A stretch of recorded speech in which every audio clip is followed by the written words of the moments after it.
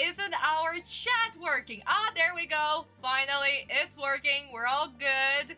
There we go. Hello, hello, hello. Hi, Julian, Yuk-chan, Merlene. Hello, hello, hello. So glad to see all of you, my sweeties. How you been? How was everything? How is life? How is it going? My God. Ah, Daniel, hello, honey. Hello, hello, hello. Yeah, I hope everybody is doing absolutely okay. I was gone for a while. I do apologize for that. Oh my God, but vacation has been good. Meri-chan, she has been running around the country house. She has been just going places. She's so big now. Oh my God. Oh, Julian, congratulations! You're in college! Congratulations, guys! Let's give applause to Julian! Oh my God! Congratulations, sweetie! But yeah, that is so cool, Julian. Congrats! But yes, my darling, so I've been taking care of her. I didn't have internet at all at the country house. That was absolutely insane, but surprisingly very refreshing to be just outside the internet, like outside all of this drama that is going on there. It's like, oh, that was actually peaceful. I miss talking to my friends, of course, but yeah, it was very peaceful.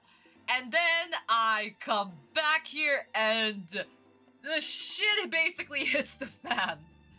Oh my God, the stuff that is happening on YouTube.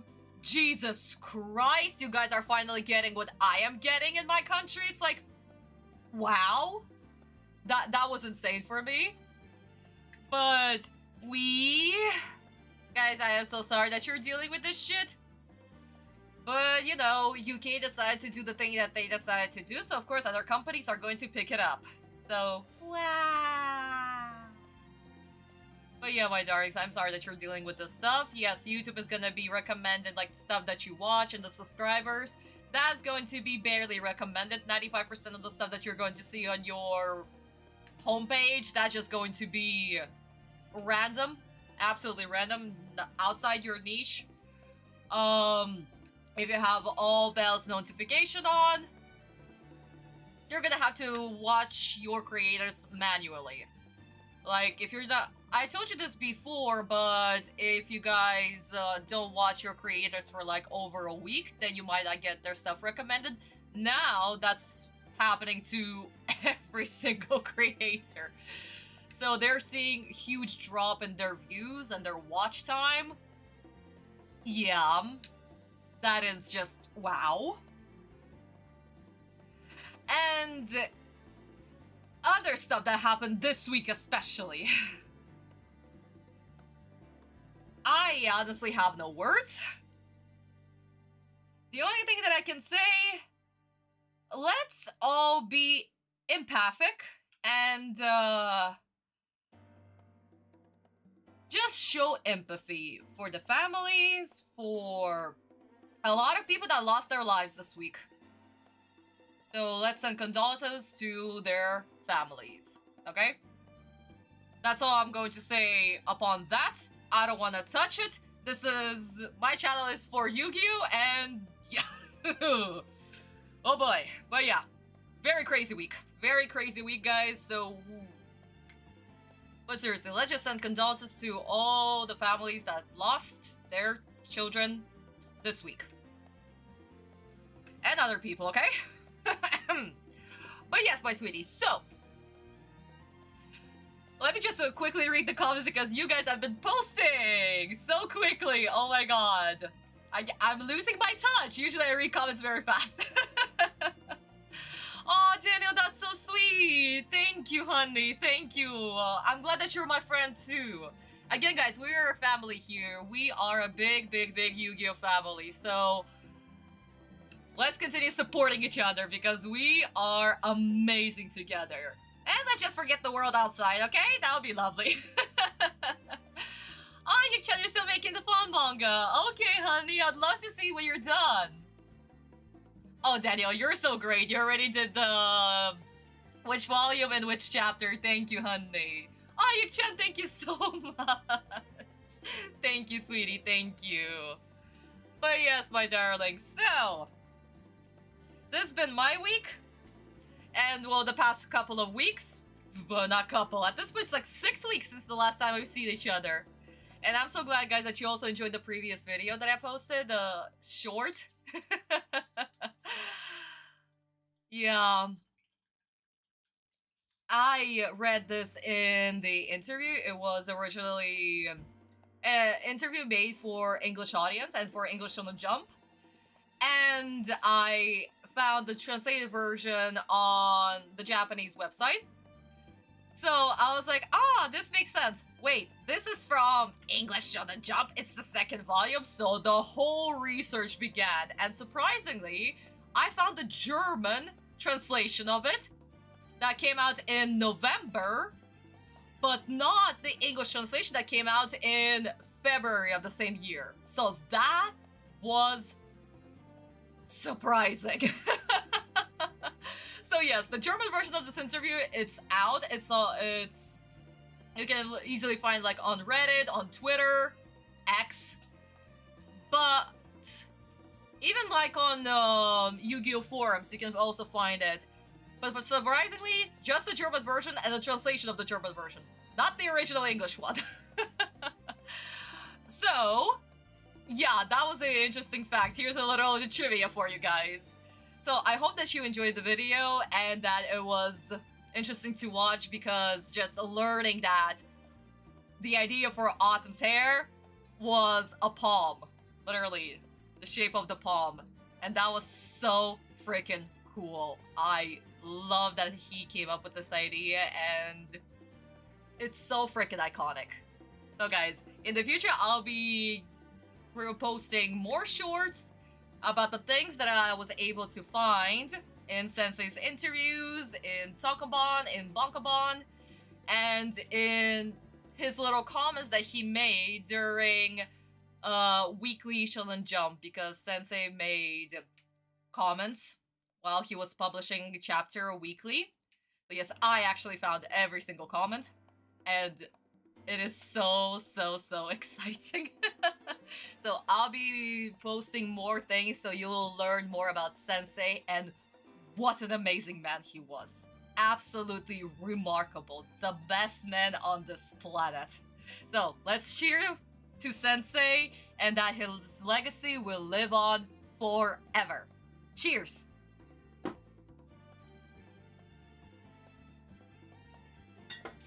Let me read your comments real quick, sweeties. We're all one family, one race, human race. Exactly, Daniel. That is absolutely the truth, my darling. Absolutely. I will see Yu-Gi-Oh! And Yami Merrick versus Joel and the She. Oh yeah, we're gonna see that, but much later. After all, that episode is way ahead. I bought it for the manga on TikTok. Oh, that's really cool, Yuk-chan. That's really cool. American TikTok does not work in Russia because different servers and stuff, so I probably won't be able to see it. There's also... Oh, really? That's so cool. Oh, Julian, yes, honey, I'm gonna show you the U-Dog. I'm going to show how Merit is. Where is she? Ah, you're eating on my chair, aren't you? Yes, you are. You love my chair. Eat, honey, my good girl. So yeah, she's right here. Ah. What, honey, you wanna go to bed? Okay, guys, maybe later I'm gonna show her to you, so guys, don't worry. You need to see how big she's gotten. I mean, for a puppy, she's still 4 months. She's only 4 months old. But yeah, she is growing like a mushroom.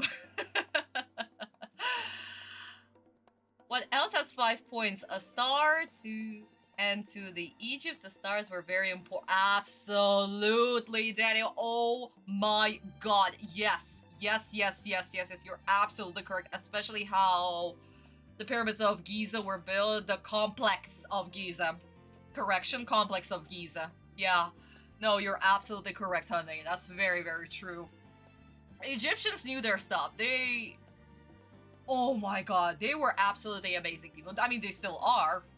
But, like, ancient Egyptians, like, the medicine that they studied, the astronomy, oh my god, autonomy of the body, just geometry overall, it's absolutely insane. They were, still are, amazing. Absolutely amazing people. Oh my god. But yes, my sweeties, so, in other news, one more news I'm going to share with you before we start the poll, okay?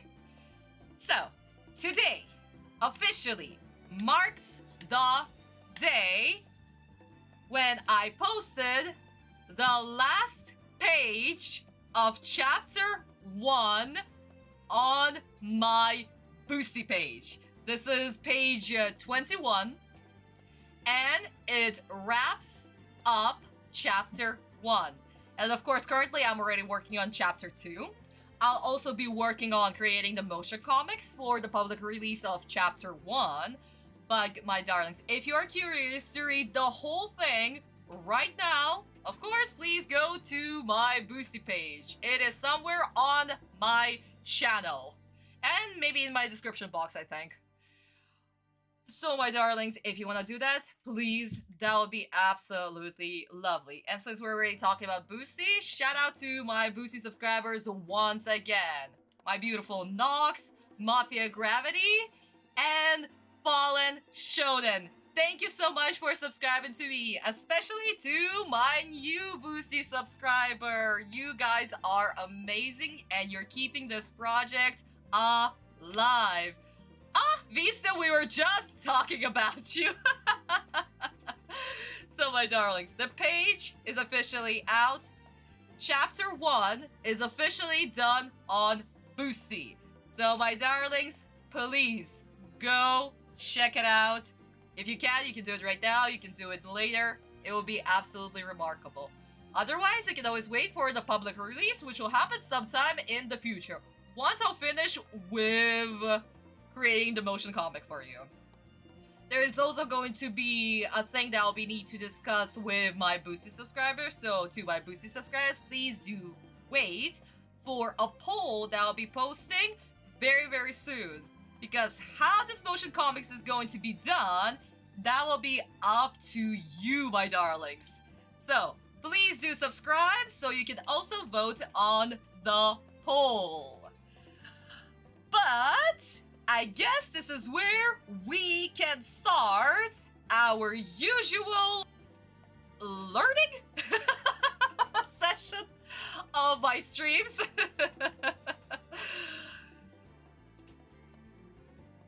Visa, thank you so much. Yes.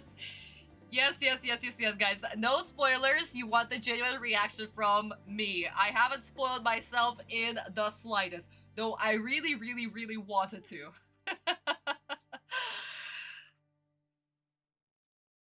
Oh, Danny, yes, I saw your Dark Magician figure. It's so freaking cool, my darling. It's super cool, sweetie. I loved it. Left you a like. So, my darlings, let's start. Which studio? Why is my caps on? Which studio has done episode 70? Just a small reminder, since it has been a very, very long time since our last live stream, we are currently in the middle of our rotation. So please try to remember who and which studio are working in the middle of the rotation, okay? So, let's start. We of course have Yumeta, we have Sunshine, we have Gallop, we have Dun Gun. So, let's see. Who remembers the rotation correctly? Again, guys, the middle. Speaking of manga, there was a vote for your manga. Oh, honey, that's so cool! Really awesome, sweetie. I hope that your subscribers chose the best one. Or maybe not subscribers, maybe viewers overall. That's super cool. Oh, really, Merlin? I did not know that. That's super awesome. and came out yesterday. I see. Well, it's okay, honey. It's okay. You're gonna have time to see it in the future too. It's fine. By the way, soon, hopefully soon, Konami is going to release a brand new main deck Mask Heroes. Oh, isn't that on topic right here? I mean, we're gonna have deck of masks today. But it's really, really cool. Hopefully Konami's not actually going to butcher the game even more, as we know they tend to do. But hopefully we'll see. Okay, so far, Sunshine is taking the ginormous lead, and Gallop and Yumeta are sharing second place, and no love for Dungun. I wonder why. But maybe it is their turn. Who knows? But guys, if you remember the notation correctly, you will know. And you know that your answer is correct. Yes, Mary-chan, who's also chewing on my chair now from this side. Yes, my little metalhead. Baba, you want to say hi to my beautiful subscribers? Up, up, up? No? You don't want to go up, up, up? Aww. How about this? I am going to give you a little treat, and then we'll get to see you. Honey, up. Come on. Up. No! Guys, she doesn't wanna. No, we don't wanna. No? Honey, up. Come on. Up. There we go! There's the little beautiful face! Oh, sweetheart. Yeah, guys, she has grown fairly big. I remember I showed it to her to you. She was like, this big? And now she's like, this big? What, honey? You want some more? Yeah, but Mary-chan has been hectic. Oh my god. Up. Honey, up. Yeah, hello. Wrong head. Hello. Oh my god. She's also changing her fur. That's another thing. Let me guys show you a little bit more. She doesn't like actually going on the on hands. Carl was my hand dog. I always had to hold him. But Mary-chan, she's like, nope. We don't wanna. Yeah, Mary-chan, up. Mary-chan, up. No, of course not. We're only 4 months old, and we don't want to do anything for food. We just want to sit there and look pretty, don't we? Don't we, puppy? But up. There we go. Hello. Beautiful girl. But yes, Julian, I got Mary-chan after Carl sadly crossed over the Doggy Rainbow Bridge. Like I mentioned before, he went away very peacefully, just in his sleep. But yeah.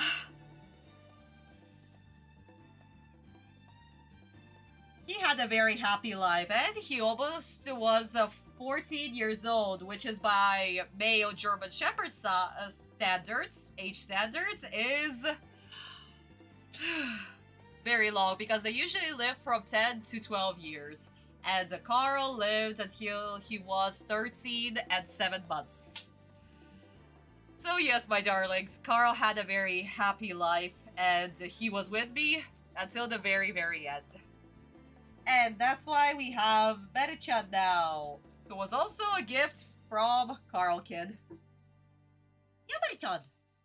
Okay, my darlings, let's wrap up the poll! Okay, so... Dungun, yes.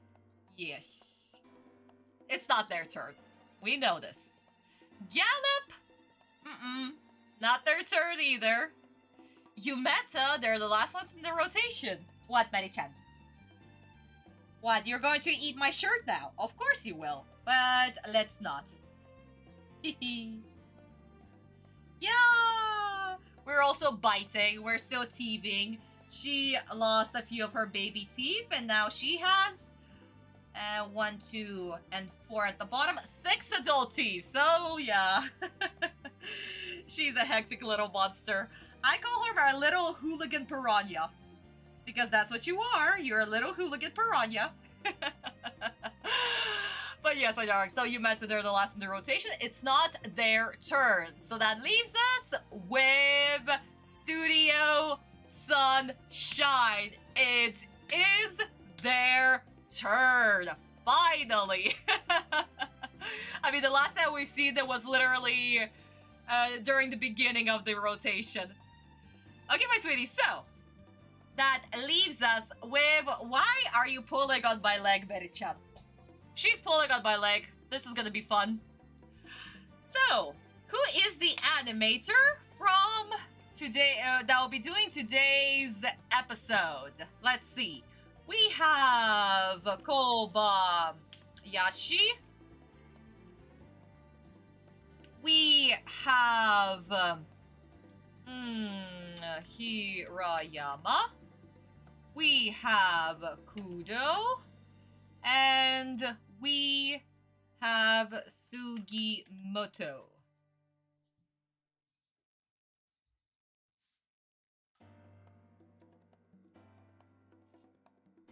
Okay, my darling, so who is it? Let's see.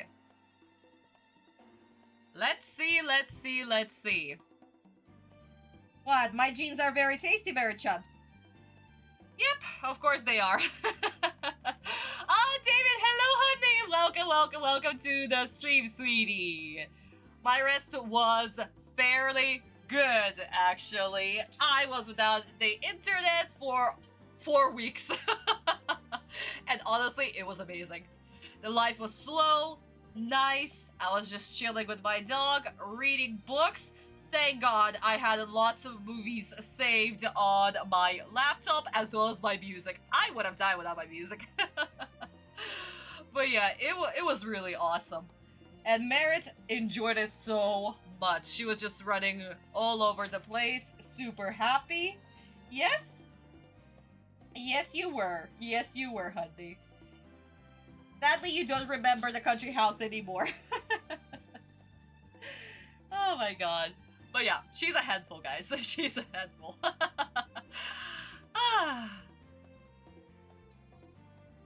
Oh, Merit did not go to the lake. We did not get our second vaccination for her to go to the lake, sadly. So that's why we had to... My hand is not tasty, Merit. We had to stay indoors. Only just, yes, you decide to join us. Guys, you can see her little ear. Yeah. No more treats for you, Bubba. No more treats for you. Nope, you're not taking this. Ooh, aren't you a handful? Aren't you a handful? Yes, you are. But yeah, we could not go to the lake, so we stayed only in our territory. Like, we have the whole fence around the country house, so she only stayed there, and that's it. Mary-chan, my legs are not tasty. Come on, Baba. But yeah, that's what we did. That's what we had to do. Yes? Are we going to be like this the whole stream? Yes, we're going to be like this the whole stream. So guys, if she's going to be into... Yes, movie! This is so much fun. She's pulling on my leg. It's hilarious. Oh boy. Come on, let's go back to my viewers. But yeah. This is absolutely hilarious. Did you bite through my jeans? You did not? Well, thank you. But yeah, she's probably going to be like this the whole stream because she wants all of my attention 24/7. But yeah, it was super fun for her. She quite enjoyed it. Okay, Okay, sweetie, so let's slowly wrap up the poll. What is she like when it's her turn to go to the bathroom? Well, right now, once we got our second vaccination and we finally had finished our quarantine, she is getting accustomed to other people. She is learning about that she should be potting outside. And yep, that's it. Mert, honey, no biting on mommy's feet. Okay? What? You wanna play? Of course you wanna play. But no, Mary-chan. Mommy has to do the stream. She hasn't seen her subscribers in quite a while. Go play with the toy, okay?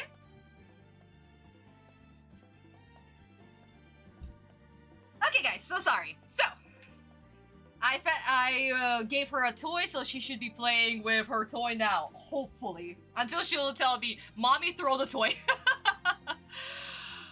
But yeah, Barrett is only playing with me. She loves playing with me or by herself. I bought her so many toys. She loves the Kong toy so much. She has a bone that it's a rubber bone. She also keeps on chewing on it. And yeah. And her favorite toy is probably my chair. Because it's metal and because she's teething right now. She loves to bite upon it. It's really fun. Or my legs. Or my shirts, because she can pull on them. So this is also quite fun for her. Now that's interesting how many bangs does Atem have as it can change. Oh, I see, Daniel. Yeah, that happens actually. That depends on where he's turning. What's his angle? That's true. Yeah, that's exactly her, Yuki-chan. She just wants my attention constantly, 24/7. Ah, Ara, hello, honey. Welcome to the stream. Welcome. But yes, my darlings. Oh, whoa, my sweeties. Okay, we have a little problem. So, right now we are tied between Kobayashi-sensei and Hirayama-sensei. Somebody please break the tie. Kudo did not get any love, and Sugimoto, surprisingly, it also no. So, sweeties, please, somebody break the tie. We can have both animators from actually different studios to be doing that. Well, technically, in the poll, I decided to only have 2 studios. 2 animators from one studio and 2 animators from Sunshine. So, yeah.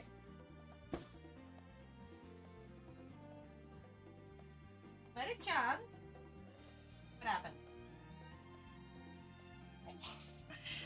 Guys, so sorry. I just heard my puppy cry in the background. Yeah, she's okay. Ah, Cat, hello! It's okay, honey! Thank you so much for being on the stream. Cat, can you break the tie between Kobayashi-sensei and Hirayama-sensei? That would be lovely if you could, because somebody needs to break the tie. We cannot have 2 animators. So it's all up to you. Okay, Kobayashi broke the tie. Well, I guess this is where we can wrap it up. So, my darlings, yes, it's not Kudo-sensei's episode. Sadly, no, it's not. Uh-oh. It's not Sugimoto-sensei's episode either, because he's not from Studio Sunshine. He is from Studio Gallop. And so is... Oh, the poll ended before we could vote. Oh, Kat, I'm so sorry. I'm so sorry. Who would you vote for? Who would you vote for? Would it be Hirayama or Kobayashi?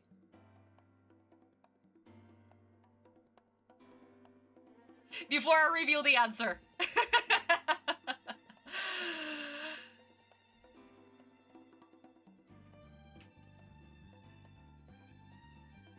Because one of them, either Kobayashi-sensei or Hirayama-sensei, either one of them is from Studio Gallop or Studio Sunshine. So. But you guys were very close. Or maybe you got it right. We'll see. Actually, I don't know because I forgot the rotation. Oh. Okay, so I'm going to reveal the answer right now. As I mentioned, Sugimoto Sensei. Okay, you can flip the coin. Is from Studio Gallop. Well, one of the other animators is from Gallop 2. Is it Hiroyama? Is it Kobayashi? I have a question. Since we're watching the 17th episode, what gave Takahashi Sensei the idea to come up with masked cards such as the Masked Beast? Honestly, no idea. That's actually, David, a very good point, because I did not read the comment about this chapter right here. So let me just write this down. Look up for masked monsters idea. So, David, I'm going to look up Sensei's comment, what he said about the masked monsters. Maybe he didn't even make a comment about that. That's very possible that maybe that he didn't make a comment. But if he did, I am going to search for this information and reveal it in the next stream, okay?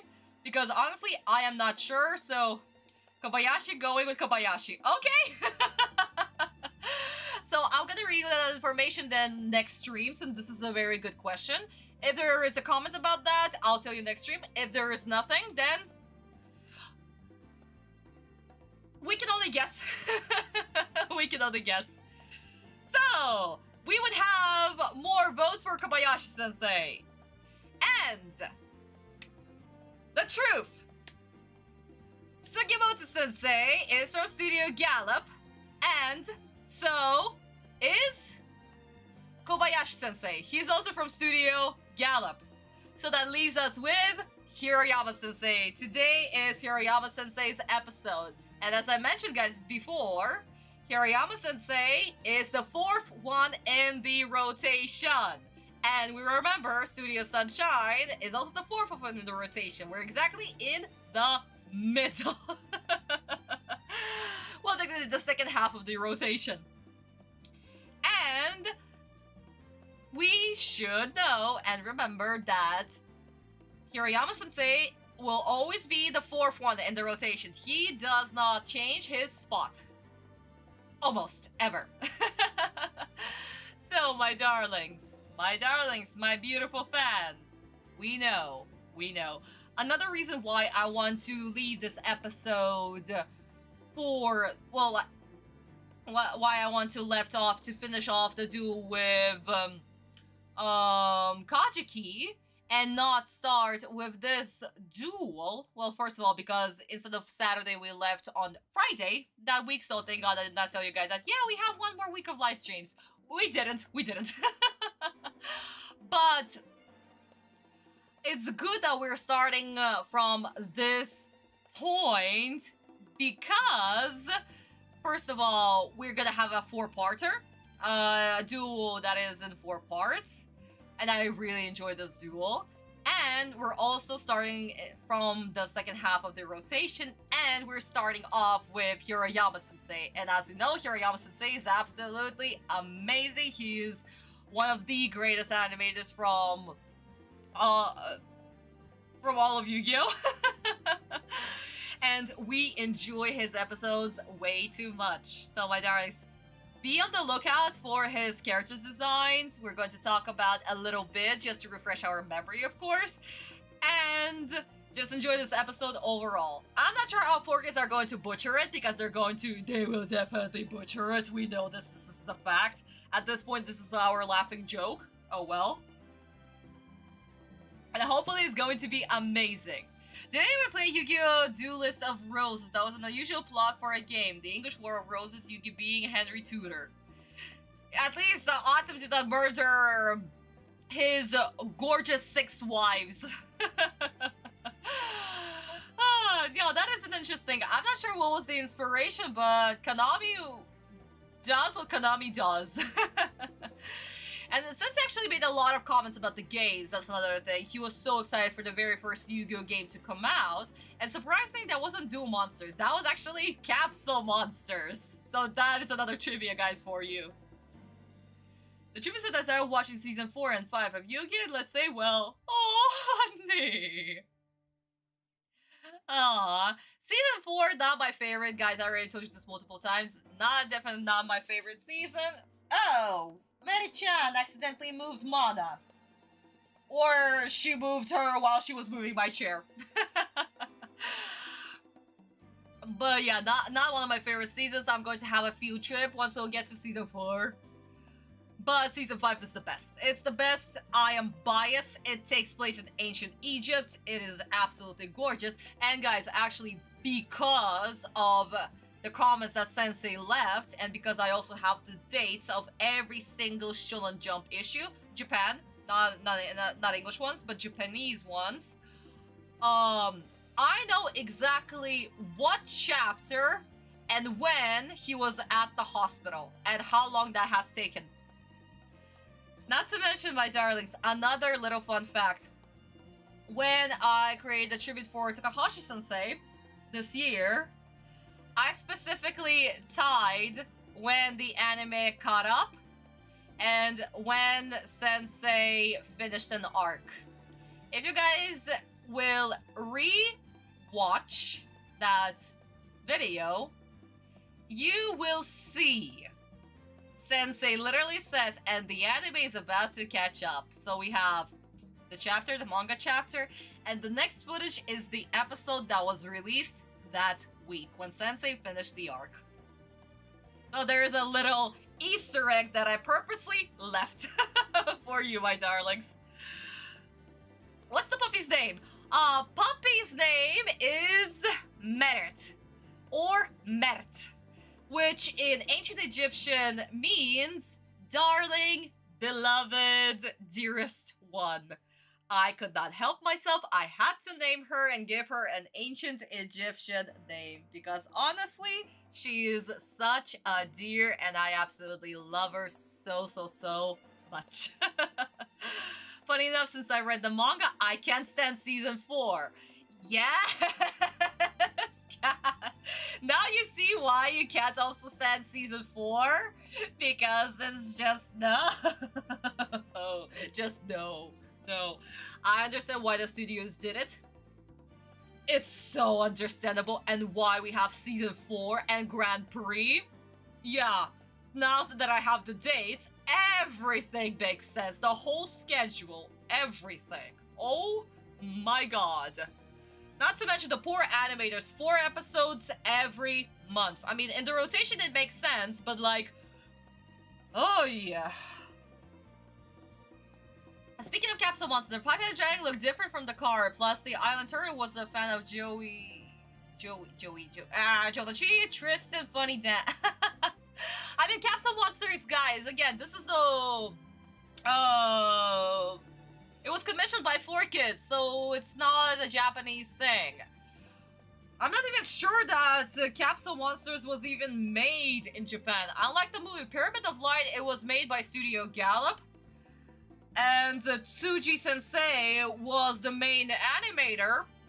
I believe, yes, it was Tsuji Sensei. I actually need to double check, but it was Studio Gallop, and it was one of the animators who left at the very beginning of the rotation. He left in season 1, that's what I remember. But I could be blanking on the name. I haven't seen the Pyramid of Light in years. But yeah, my darling, so another trivia for you. So even though Pyramid of Light was commissioned by 4Kids, it was still done in Japan and of course outsourced to Korea for the in-betweens. But Capsule Monsters, I'm not sure that it was done in Japan or by a Japanese studio. I actually need to double check that. I definitely need to double check that. I mean, even before I read it, I didn't like it, but that was just, yeah. Yes, Cat. I know what you mean. I know what you mean. And again, they made Atem cry so much. Atem never cried in the manga. He never cried. Why is he crying? Another reason why I made that short. Because Atem never cries. This is the last person you'll see crying. Oh. I'll be crying watching season. Aw, honey. Yeah, it's definitely for kids with all the jokes and stuff. And again, I've seen only Capsule Monsters maybe once in my lifetime. So probably, guys, if we're gonna be watching Capsule Monsters, I'm gonna be watching it with you the second time, and I'm just gonna be like, please take me out of this. The 4 has me crazy saying, what the hell is this? What the hell? Exactly! Most of season 4 is, what the hell is this? And why doesn't it make sense? Even though we have such amazing animation by Kagami-sensei and Ohara-sensei, and Hirayama also leaves us in season 4! Ah! But yeah, no, season 4 has one of the most gorgeous animations, but it still sucks. Because it's still in one giant filler. But oh well. We can talk about season 4 once we'll get to season 4. We still haven't even gotten to season 3, and we still have Noah's Ark. And guys, I'm also going to, once I get to Noah's Ark, I'm also going to explain the dates and why Noah's Ark is there. Oh, it's actually perfect. The music is ending. Excellent. Excellent, excellent, excellent. Better not look at her. Yeah. Okay, my darling. So, I guess this is where we can finally start with our live stream. I mean, we did start our live stream. I was going to say start with episode 70, my darlings. Castle Monsters was a good background noise when I was doing stuff. And it has a trope with Atem that I hate. Which trope? I barely remember Capsule Monsters. I remember that it was terrible, and I tried to find the Japanese version, only then realized that it was an English... Guys, actually, speaking of which, it's only in English. There is no Japanese. Nobody ever translated Capsule Monsters for Japanese audience. This is only for English-speaking audience. Yeah, I'm not even joking. Capsule Monsters does not exist in Japan, and only people who can understand English have watched it or tried to find it online. But other than that, yeah, no, that's that's not a thing in Japan. I saw Pyramid of Life, which was the best Yu-Gi-Oh movie I've ever seen. Pyramid of Life was magnificent. Will you perform a reaction? I might, guys. I might actually, once we'll finish with season 3 before we jump into season 4, so this is where Pyramid of Light takes place, I might actually react to it because I've never seen it in English. Again, I've only seen it in Japanese because, once again, because this was done by a Japanese animation studio, they of course had the original Japanese script for it. So, I don't know the Japanese version of it. I had problems with Pyramid of Light, but it was fairly decent. And another thing, there is also a book that is only available in Japan about this movie, actually. It is only available in Japan. If I'll ever get to Japan, and if I'll ever find it, don't worry, guys, I'm gonna scan it and upload it and have everything. But this book also talks about this movie, the original plot line for this movie, and more background about Anubis. So that is also interesting. So if I'll ever get my hands on it, and I am not going to sleep until I'll get my hands on it. But if I'll ever come to Japan, and if I'll ever have the chance to find it, yeah, guys, I will do so much research so I can convey it to you. But for now, it's out of my reach, and it's only in Japan, only in Japanese, and there is no online sources whatsoever. Okay, my darlings, so let me finish reading the comments, and then we're jumping into the episode because this intro is almost 1 hour long, as usual. Forgus has the logic, but they want to make it look horrible, because of course they did. Atem, only competent character. He has to save everyone, and the gang were useless, causing. Uh, I mean, I remember there was a Pikachu looking thing, and then there were wolves, and Autumn was doing the whole Digimon thing, and that's all I remember. And something Alexander the Great. Technically, Alexander the Worst. I hate Alexander the Great. Oh my god, what an asshole, guys! If you read the history books, what an asshole. Oh, good lord, she's never seen the Period of Light in English. No! Why would I see it in English, Aura, honey? Of course not. I only watched it in Japanese. It's why we reacted to 4Kids. You guys see my live reaction because I've never seen it in English. The closest English version that I've seen is Little Karibo. And I honestly thought that he made up these personalities and the characters and why they act the way that they act. But now I see how we say in Russian, where the legs are growing from. AKA, what was the original inspiration? When you see the movie in English, you'll be amazed, especially when you see Obelisk Life and Raw do with Anubis. Really? Is it that different from the Japanese version? The Pyramid of Light was great at the time, but it does have some problems putting it in the anime or the manga. And actually, it flopped. Guys, the Pyramid of Light, it flopped. It flopped in Japan. Absolutely. Why? Because it came out after the series has ended. So what was the point for other people to go and watch it? Of course, it still has its fan base and it still made a decent amount of money. In Japan, we're talking about in Japan. I'm not sure about America. But yeah, in Japan, it flopped. It completely flopped. And the interesting comment that the Japanese made was that we have a full-length movie with an episode's animation quality. And that's actually not surprising because the budget was also fairly little for Pyramid of Light. So yeah. And again, I believe it was Tsuji Sensei, guys. Actually, let me check this. Now, since we're talking about Pyramid of Light. Pyramid of Light. It should be Tsuji Sensei. No, no, not English. Give me the Japanese. Thank you very much.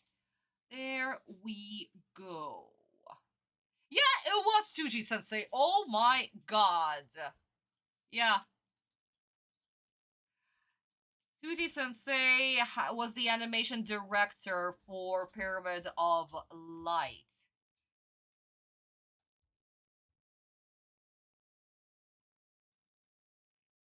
And since we're already on the page for the Pyramid of Light, the novel version was published in Jump Junior Books, improves detailed portrayal of the characters, contemplating the content of the film, including the true identity of the Anubis, which is largely shrouded in mystery in the film.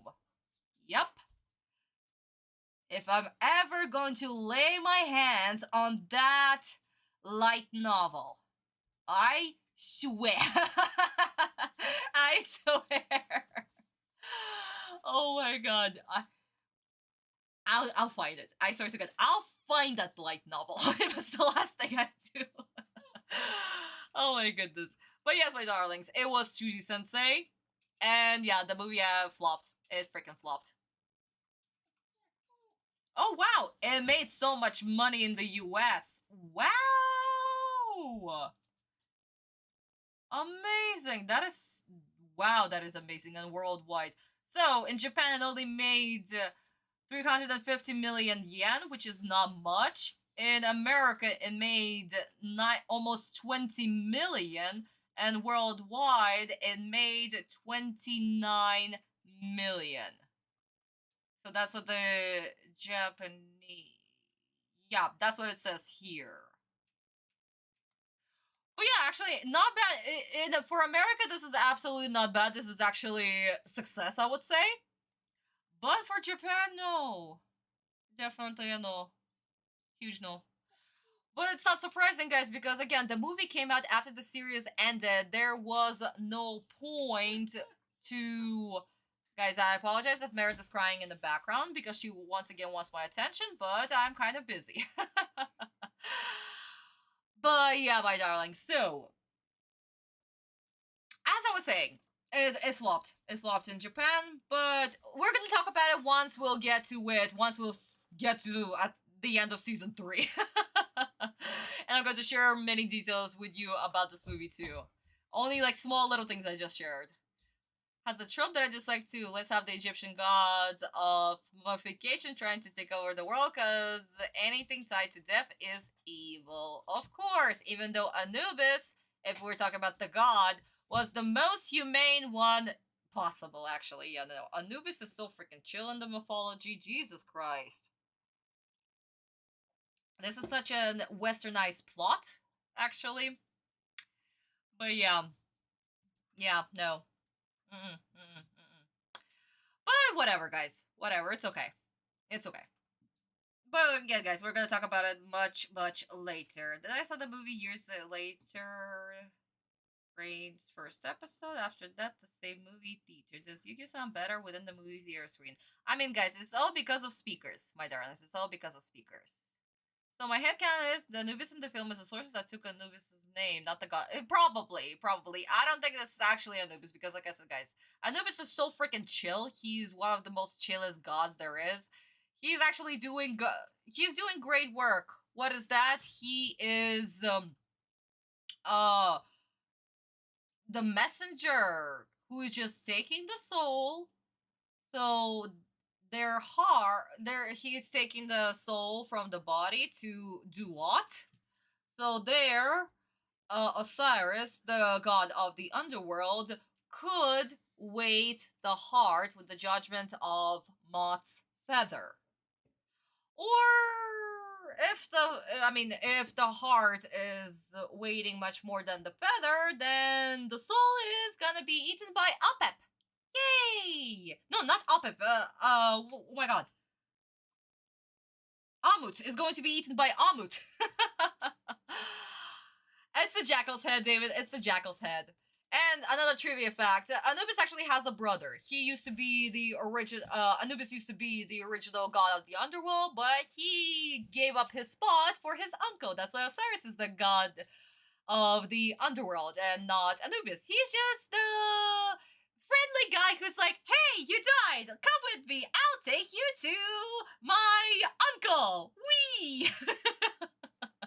He's so chill. I love him. But yeah, no. He actually has Anubis has a brother, Wet, who is the god of war, and he's also the god that protects the pharaohs. He has actually a wolf's head, Wet, and Anubis has the jackal head. Okay, Arichan, hello. Have a good night, honey. Hello. Yeah, I get it. It's super late. Meta-chan is actually, she's chilling. She's already asleep. Or trying to fall asleep, actually. So let's not disturb her, or else she'll try to continue eating my pants. My poor jeans. Dweezil, darling, hello! Welcome to the stream, honey. Welcome. How come Anubis has the dog's head? Anubis, he has the jackal's head simply because his father, Set, also has a canine head. Canine head. So yeah. The Gash Sensei probably took inspiration from the mask worn in Japanese culture and the funerary mask from Egypt. Very possible, Daniel, actually. Very possible. That's how you pronounce his name. Yeah. Wet. Oh, it's quite fun, guys. If you could jump into Japanese, well, actually, yeah, do jump into Japanese mythology as well as the ancient Egyptian. It's so much fun. It's so freaking amazing. There's so many gods, and you just, everything makes sense. Bye, honey. Bye, sweetie. Bye. Otter is going to sleep, and so is Meta-chan. Yeah, she's just chilling. She has her head down on her front paws, and she's just like. Okay, my darling. So, let's start. I just talked about you, and you decided to cry in the background? And if it's in English, is voiced by a voice actor that voices Shredder in Teenage Mutant Ninja Turtles and Zane and Yu-Gi-Oh! GX. Oh boy. Anubis' brother. Hi, meet my uncle. Well, technically that's Anubis. Basically, hi, meet my uncle. Say he can also talk to his brother. Also, meet my brother. That you barely know that he exists. Anubis has the jackal black head. And Wepwawed, he has the wolf head, white wolf head. So that's another interesting thing, guys, that you can take notes. If you see any hieroglyphics, any drawings on the wall, you'll be able to see that if there is a white wolf, that's Wepwawed. If there is a black jackal, that is of course Anubis. But yeah, my darling, so let's go because this intro is already 1 hour long. Oh, guys, yeah, this has been a while since I talked to you, sweeties. So, yeah, it has been amazing, and I enjoy us continuing our live streams. Seriously, this has been such a pleasure. I am super happy. Mary-chan is also happy. Now she's fully awake. So when I could have shown you once again, you decided to sleep, and now you're playing with my chair, aren't you? Oh well. But yes. So, my darlings, as always, before we start, like I said a gajillion times at this point, if you haven't liked this video, please do like this video. Please remember, sweeties, your favorite creators must be watched at least once a week. Otherwise, YouTube is not going to recommend their videos, nor their live streams, nor their shorts. So please do that to your favorite creators. So, like, comment, subscribe, and let's have fun. Let's continue with the 4Kids shenanigans. And let's see how 4Kids will decide to ruin my sanity. I mean, I have been away from them for a month and a half, so my sanity should be at the top peak. Let's see how much they will lower it. So cheers to all of you. Let's have fun today, and yeah, it's good to be back. I miss you all so dearly. You guys are amazing. It's good to be back. Cheers to all of you. Also, my darlings, Boosty right here. The last page of chapter 1 has been literally posted today, sweeties. It has been posted today, so if you want to start, actually, not just start, read the whole chapter 1, go to my Boosty right here and enjoy. And enjoy. After all, GTT is, well, episode 3 is officially out for now only on Boosty, but in the future it will be out for the public. And of course, shout out to my beautiful Boosty subscribers. To Nox, to Mafia Gravity, Vista-chan, and to my new Boosty subscriber, Fallen Shonen. Thank you so much for supporting me. Enjoy chapter 1 of Yu-Gi-Oh! GTT. And, well, chapter 1, volume 3 of Yu-Gi-Oh! GTT. And let's have fun. So, we are starting off with, yes, Vista, we are starting off with 20 out of 20. They wrote the anime, the manga is better. Yes! Yes, Yuki-chan, the manga is better. Okay, darlings. One thing my mom said, no, they already made Yu-Gi schizophrenic. Schizophrenic, that's even worse. I mean, schizophrenic, yeah, but schizophrenic. Oh, I probably said that with a Russian accent just now. Okay, guys, so let's go. 20 out of 20, kids. We are starting. Please, 4Kids, let's not hit the negatives this time, okay? We're starting off once again with 20 out of 20, simply because we're still on season 2. We'll get to 30 out of 30 once we'll hit season 3. So, my darlings, let's go. 3, 2, 1.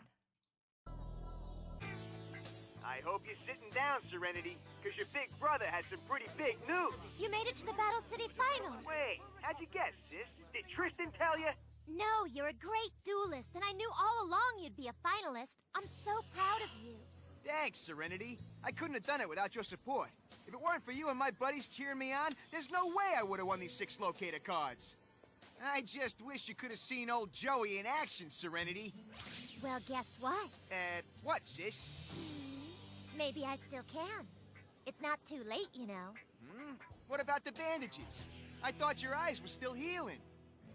Well, the doctor said I could take the bandages off tonight. That means I can get my wish. The next sight I see will be my big bro dueling in the Battle City Finals.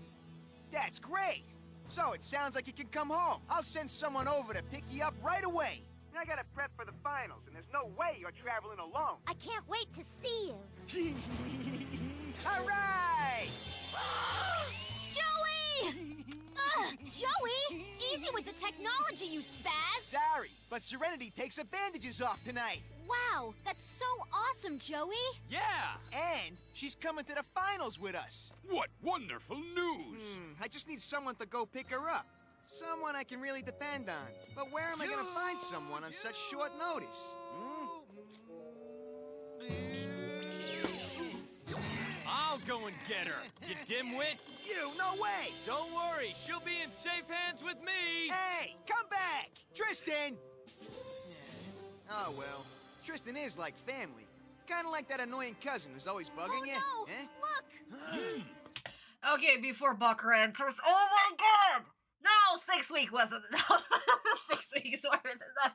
Actually, no, there were enough because I totally forgot how cringe it was. And more importantly, the piss yellow filter.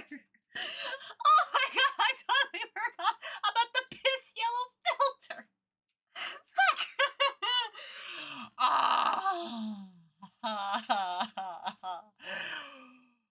Oh my god, Cat, I was about to say that trumpet sound effect. Guys, you know what time it is? Yes, it's time to suffer. You're absolutely right, Yuki-chan. It's time to suffer. And that means one kid is about to go to the Shadow Realm. I wonder what it is already, because I am merciless. I had a good, absolutely great vacation without 4Kids. 4Kids random jokes. 4Kids random freaking jokes. Oh my god. It was supposed to be a very sweet moment, but we had a very cringe moment. Even how Honda did the whole monkey noise. Ugh. The funny thing, when Joey accidentally tossed the cell phone, Taya was shocked before she caught it. Of course it was for the shock value, as well for us to also realize, like, the fuck? Guys, remember, this is the early 2000s, and this means having cell phones was such a rarity.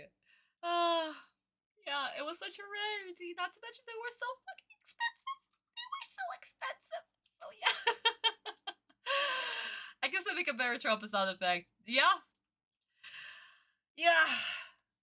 I'm not so I wouldn't be surprised if you can make anything better than 4Kids, because honestly, your stuff is so freaking good, and you also know how to play the trumpet. So that's a little L in their court. The Honda simp. Yeah. All because of that one tiny little line that Sensei made in that one panel. We have the whole Honda loves Shizuka plot, as well as the whole Otogi plot. Oh my god, the love triangle. Oh. Yeah. But for now, we have the 4Kids random jokes already, because haha. Because I'm mean.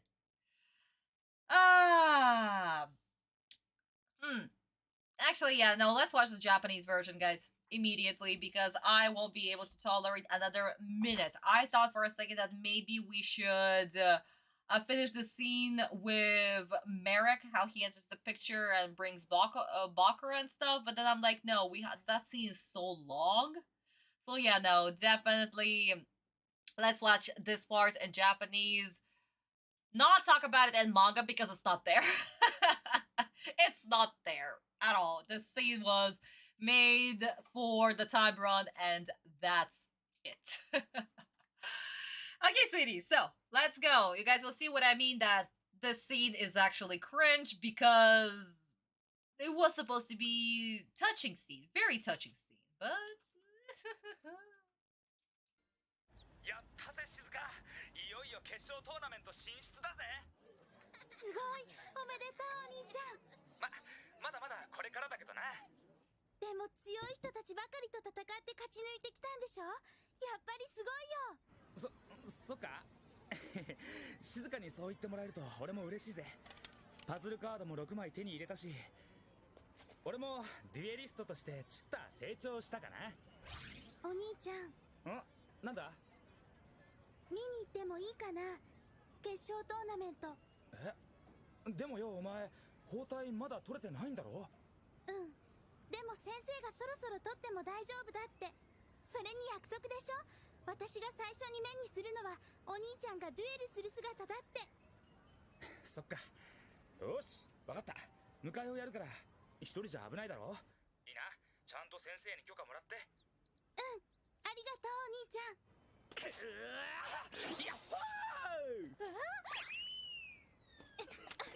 ちょっと、私の携帯に何すんのよ。ー。静香が決勝戦のデュエルを見に来るって。静香ちゃん、目の方は？ああ、包帯を取っても大丈夫らしい。そりゃよかったの。でも迎えに行きたいんだけど、俺には決勝戦があるし、まさか一人で来させるわけにもいかないしな。俺がいるだろ、俺が。静香ちゃんのことなら任せとけって。こら本田。ったく遊戯、俺はお前との誓いを果たしたぜ。待っててくれ。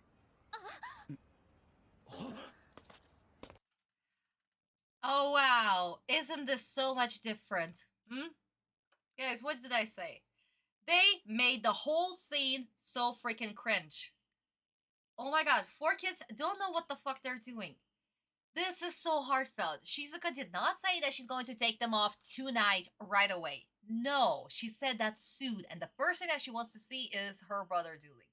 This is so freaking sweet. It's so sweet. Oh my god. I love it. I absolutely freaking love it so much. It's so great. And Jonoshi's motivation. I fulfilled my promise to Yugi. I am in the finals. And it's not about, oh, Honda's like the annoying cousin. Blah, blah, blah. And that's why we had one kid already sent to the Shadow Realm because, oh boy. I mean, I started playing it around 12 years old, so I think I could make a better trumpet sound effects, even with the years of not seriously playing it. Oh my god, seriously, honey, that is so freaking cool! Congratulations! 22 years. I haven't been drawing for that long. Well, in my case, seriously, because I actually took it seriously since 2009. But other than that, childhood stuff, yeah, when I was a kid, that doesn't count. But seriously, yeah, since 2009. So, you freaking go, girl. That is a fucking achievement. Cheers to you, cat. Amazing. I'll say 2 things. First, the Japanese version reduced the pain a little. Yay! Second? What's the second, honey? Guys, we're not jumping to the manga version because, like I've mentioned to you before, that whole scene was made to pad out the runtime and also to finally set up why Honda isn't present in this interaction right here. Because as we remember, in the manga, Honda he didn't come to the beginning of the tournament. No, he didn't. At all. He was already gone somewhere to fetch somebody in secret. But we'll get to it once once Honda will actually go to the freaking hospital. And when they do, we can talk about that scene that I wanted to show you long time ago. But I couldn't because that would be spoilers. Oh my god, yeah, no. That's another reason why I mean I enjoy Honda in the animated version, but he had so much character in the manga. Way more. He wasn't just a funny comic relief guy who was also serious and could punch and fight and everything, and who would literally beat everybody for his friends. Honda, he's so freaking amazing in the manga. Not only he could do all of that, but he will also make sure that you get what you deserve in a good way. I mean, if you are his friend, he will move mountains for you without even telling you. He doesn't need validation or even thank you. He will just do it. And I hate that Honda is so underappreciated. But we'll get to Honda once at least he'll finally go to the hospital, so we can talk about that scene. English version makes Honda sound like a creeper. Yeah. Oh my god, yeah. Compare the scenes for SpongeBob and Squidward where one is angry and... Yeah. Yeah, Yuki-chan, I get what you're saying. Ah, Fallen! Hey! Hello! Thank you! Thank you for joining the stream. We also have more info about his family in the manga. Exactly, Fallen. Yes. Honey, thank you so much for joining the live stream. Thank you. Also, I gave you multiple shout outs for being my Boosty subscriber. So here's another one. Thank you, Fallen, for becoming my Boosty subscriber. You are amazing. Go check out the last page of chapter 1 that is already available on Boosty. Mwah! Honda is great training Tamagotchis. Wait, the Tamagotchi? Tamagotchi. Tomago. Egg. Egg. Tamagotchis. Oh, I mean, yeah, no. When we had the... Oh my god, that wasn't... that was anime only in season 4, where because of Miku-chan, we had the whole Honda not sleeping to train his Tamagotchi. But in the manga, it was completely different. I've been trying all my life and I didn't have money for art school. Oh, sweetie, I totally get you. Oh, thank you, Fallen. Thank you so much. Thank you, seriously. I saw all the little emojis that you left as well as your comment. It made me so freaking happy. I hope that you'll enjoy the last page. And this month, I'll also be posting something else, as well as to all my Boosty subscribers. I'm repeating this information again. I'll be posting a poll very, very soon that will decide how the motion comics of the public release of chapter 1 will be done. That will literally be up to you, my sweeties. That will be literally up to you. But we're gonna get to it. Once we'll get to it, you'll see the poll, what the poll will be about. So be on the lookout for that.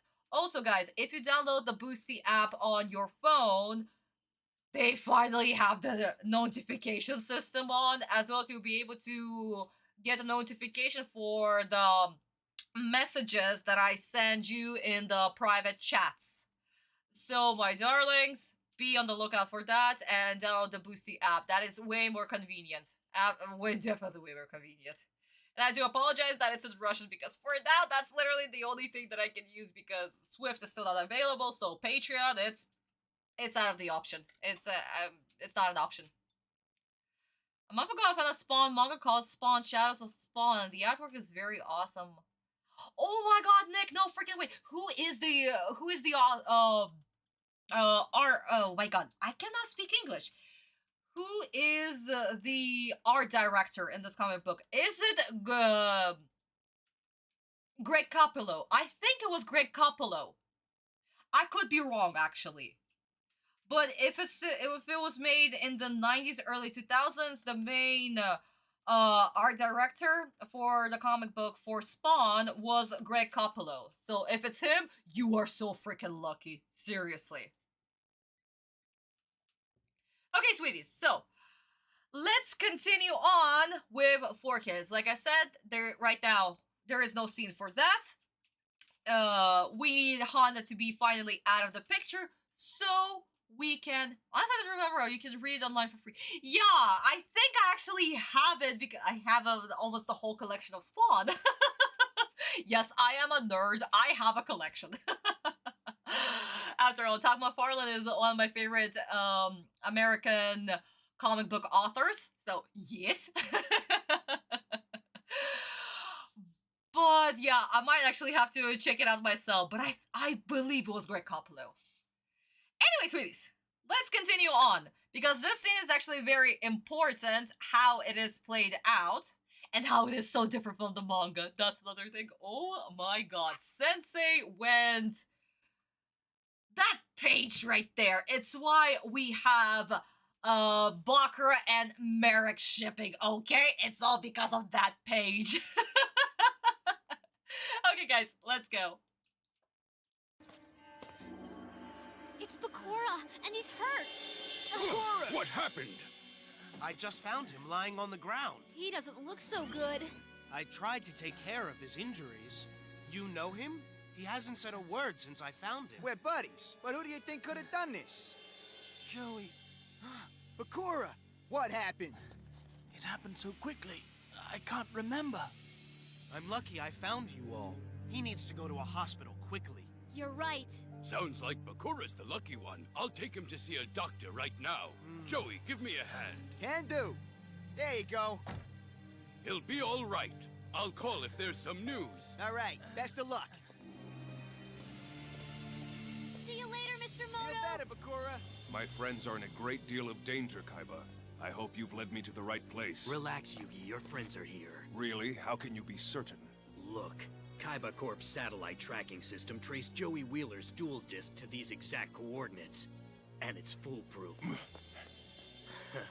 Why Yugi cares about that third-rate duelist is beyond me. Soon he'll have bigger problems. Ah, a moment of silence, thank God. Guys, you know what this means? You should know immediately. I noticed it so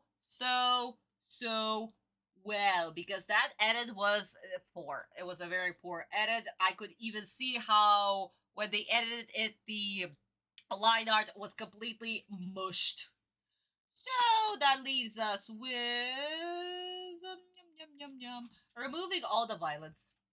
Yeah. Removing all the violence, because wow. Okay, the fact that no one looked up and say Atem but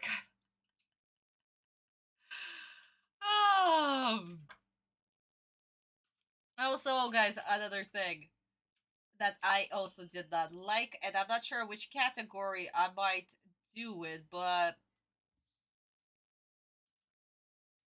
random explanation. Yeah. What Kaiba has uttered right there, and Atem questioning about, are you sure that they are here? Yes, I'm sure, because my program... Yeah. Why did we need that? Did we have it in the previous episode? Wasn't Atem happy about it? Like, huh? You mean the removal of blood? Well, yes, maybe. I mean, we're gonna have to see the Japanese version, of course. Because, hello. Oh no, there's a little blood. どうしたんじゃ大丈夫かバクラ。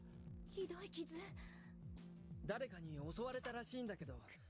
よかった。君たちこの人の知り合いかい？誰だこんなことした野郎は。城之内くん。バクラ、何があった？わからない。覚えてないんだ。応急手当てはしたけど、早く病院に連れてった方がいい。そうね。いろいろすまんかったな。あとはわしらに任せてくれ。城之内、手を貸してくれ。バクラ君はわしに任せておけ。頼んだぜ、じいさん。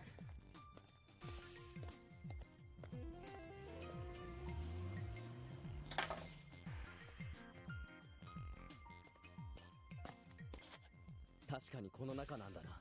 ああ、我が社のサテライトサーチシステムがお前のお友達のデュエルをこの地点でキャッチした。間違いはない。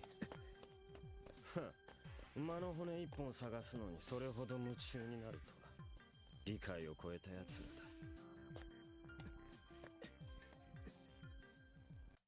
Oh wow, this was so completely different. First of all, we've had blood. Because why the fuck he would have a tiny little bandage on his arm without any form of injury? Like, I don't know, well, any sign of injury. Blood, for example. Duh. And also, Otto was like, are you completely sure about this? Really? Is this exactly it? Should I trust you, Kaiba? We didn't have any of that either. And again, guys, once again, I'm not mocking Dan Green or any of the voice actors. It's not the voice actor's fault. It's the freaking dialogue they freaking has to read. So, but yeah, no. Here we are. Once again, 4Kids even ruined that scene. Merrick's normal voice sounds so freaking fake because it is fake. If Yami Seto and Mokuba had noticed Joey Tay is Solomon, who's Solomon? Grandpa? Sugoroku? And Bakura sooner Joey Tay and Mokuba would have been captured in the first place. I mean, yes. But we're gonna talk about it once I get to the manga.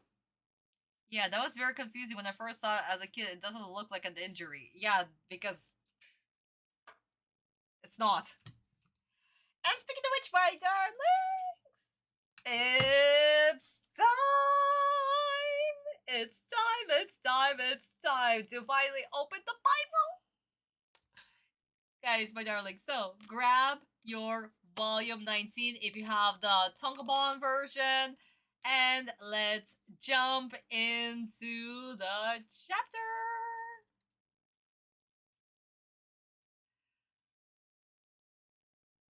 Yeah, we're gonna get to you, Honda, in just a bit once you go to the hospital!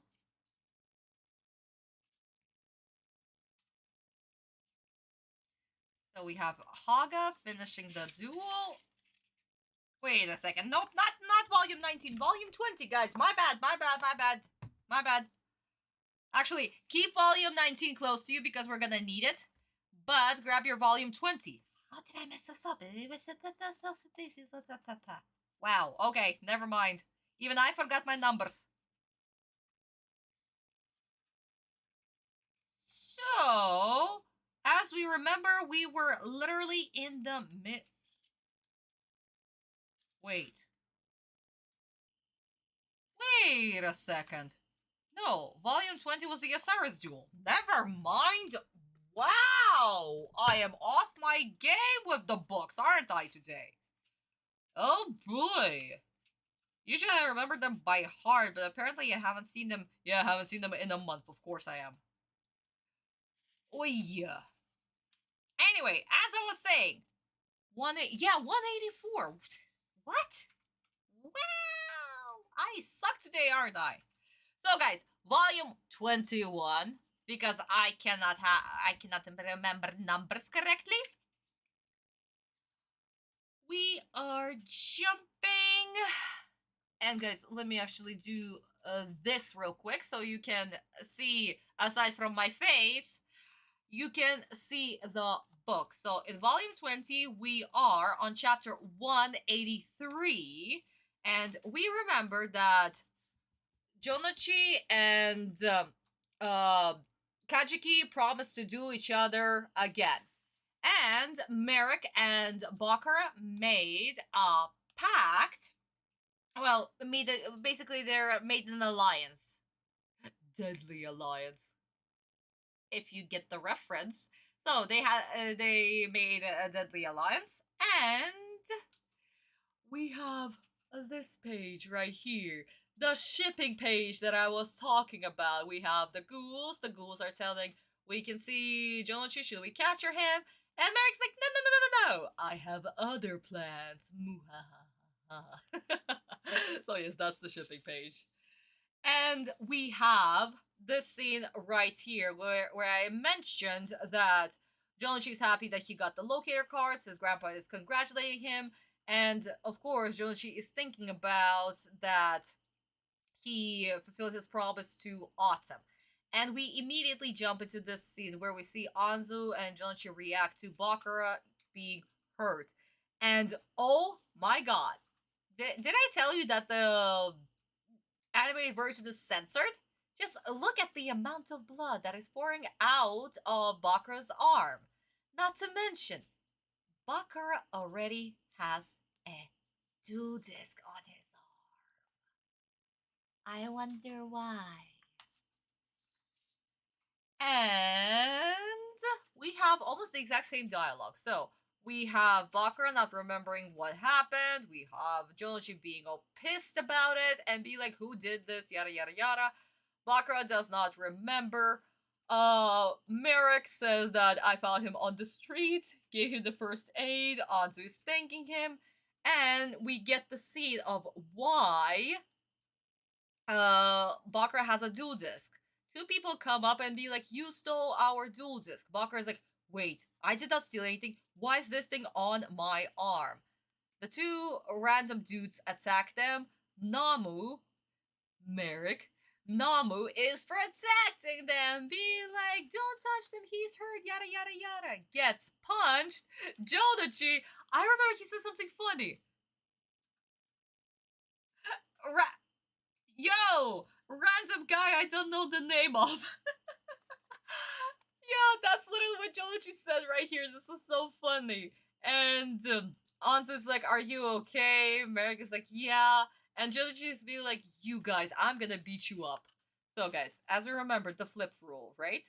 Jonichi's pissed. We have Merrick. We have Anzu. What happens in the next page? Flip! Yo, guys, are you okay? Well, the two already beat up. Just look at the comedy right here. This is so freaking funny. I love it. This is such comedy. So then we have Grandpa taking Bakura to the hospital. So he's like, yeah, I'm gonna take care of him. And then we have the whole introduction scene of Merrick basically presenting himself. What's your name? Oh, I see that you're a duelist. Please don't duel me. Jonichi being like, I'm not gonna duel you. I'm already qualified for the finals. I hope that we'll be good friends in the future. They say their names, introduce themselves, and Merrick is being like, good friends. Yes, we're gonna be good friends. So that's the scene. That's the scene. And after this, what do we get? We have a little glimpse of what Kaiba and Atem are doing, actually. And in the animated version, this is also very different. So,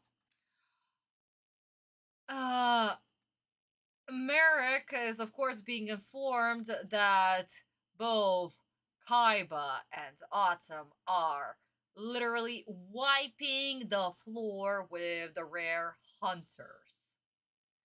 And Merrick is gloating that they're going to meet his assassins very, very soon. So both Atem and Kaiba weren't even close to the aquarium because at that point they still didn't locate them. Something random. Did you know that on Amazon apparently they have an accessory that protects your high heel tips?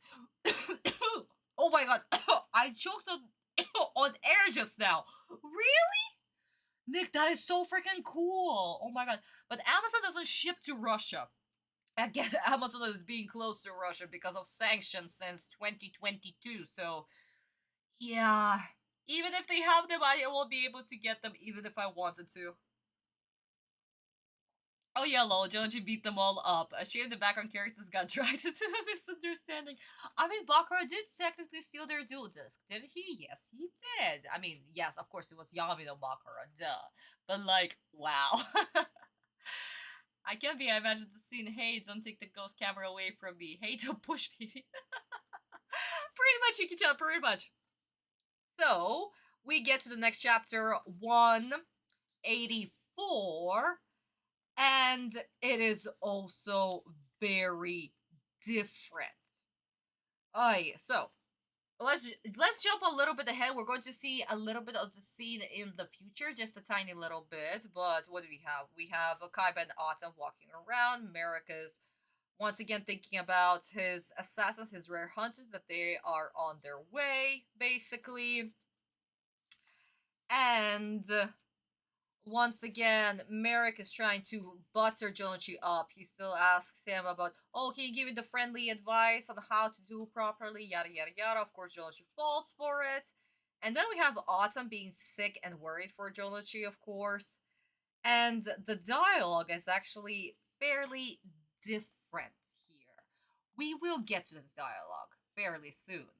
But, guys, this is just to show you that no, they weren't at the aquarium, not even close. This scene was once again made to put out the runtime, so we could also justify that Atem would use the telephone booth to call Anzu. And then that whole scene right there, and Kaiba standing there next to the pole, just waiting. Oh my god, Hirayama-sensei creates such a great pose for Kaiba. The woman in me speaks. I would say thirst, but still. I wish I could ship that. This is seriously. Aw, Nick, honey. That'd be lovely, but you also cannot ship anything to me because once again, Russia is closed off, guys. We cannot get any packages from the US. Basically, from any non-friendly countries to Russia. So we have no problem with any country from BRICS. Guys, if you're into politics, you know that we have also an alliance like NATO, but it's other countries, mostly Asian countries, as well as a little bit of Africa and a little bit of South America. Wow, my geography sucks. Yeah, a little bit of South America. So, yeah. So, from non-friendly countries, no shipping, nothing. Mostly Western countries. But the ones that are in the Alliance, yeah, no problem. You can ship whatever you want. You don't even have to pay a fee for that. I was shocked when Tei, Jonochi, and Mokuba were ambushed and captured when I first watched the episode. Yeah, that's quite fun! Especially Mokuba parts. Once we get to the manga version of Mokuba parts, yeah, you guys are gonna have a field trip. It's like little Kariba makes the jokes that he makes about Mokuba. That really changes things. Yeah! I actually make my own dual disc. We also, why did we did not get to the dialogue because this dialogue with Kaiba and why he questions about why you are, talking to somebody so low with the loser dog, why you care about them, it's also going to be a little bit different. But we're going to talk about this dialogue once we will get these two, at least on the street, where Sun and Moon are going to ambush them. You could say that they're like the gnomes, Romeo and Juliet. Yeah. I don't know. I like this duo. I enjoyed it a lot. And even Kaiba actually explained why he's right now teaming up with Atem. He freaking explained that. Oh, you actually cannot see him running. Let me just remove the logo real quick. Why Kaiba is teaming up with Atem. Kaiba explained it fairly well, and it's hilarious, and I really hope that 4Kids are not going to keep it. Who am I kidding? 4Kids are actually going to keep Kaiba's motivation even for this setup? Of course not. What is it? Okay, guys, so let's continue with 4Kids shenanigans. Hey, thanks a lot. Fella? What he means to say is we haven't introduced ourselves. I'm Namu. And you are? The name's Joey. I'm Taya. Thanks for all your help. Of course. I just did what anyone would have done. Is that a dual disc on your arm? Yes, but I'm afraid I'm not much of a duelist. You're not challenging me to a duel, are you, Joey? I don't have to duel, because I already qualified for the finals, Namu. Wow, impressive. You must be good. Maybe you could give me some tips one day. Well, I'll see if I can fit you in. I feel as though I've met you before. Yeah, I know what you mean. Smell you later, Namu. Nice meeting you two. Seems like a nice enough guy. Totally. Those fools have no idea who I really am, or the danger that's in store for them. Listen, my rare hunters. Everything is going according to plan, so obey my orders and don't fail me this time. You must bring me the 2 remaining Egyptian god cards and the Millennium Puzzle, and make sure that little Yugi stays out of my way permanently. By permanently, you mean that they are just going to put him on a leash or something, or handcuff him, because of course they're not going to kill him! Because why would they? Oh my god. Since we have a commercial break, let's actually watch this in Japanese. About the meeting, about the tips, Merrick asking about the tips, we already discussed it in the manga, so we're not going to go back here. Wait a second, why did I grab volume 20? We're not going to go back here, but we will just touch upon it a little bit. Let's watch the Japanese version real quick and see how a little bit different it is. ありがとう。そういえばまだ名前も聞いてなかったわ。僕はナム。よろしく。城之内だ。アンズよ。本当にありがとう。そんな当たり前のことをしただけで。お前もデュエリストなんだな。ええ。とは言っても実力はそれほどでも、僕と戦おうなんて言わないでくださいね。残念だけど、俺はすでに予選抜けを果たしちまってよ。すごいな、強いんですね。一度アドバイスしてもらいたいな。おお、いいぜ、いつだって。僕たちも仲間みたいですね。ああ、仲間だぜ。行こうぜ、ナム。あ、はい。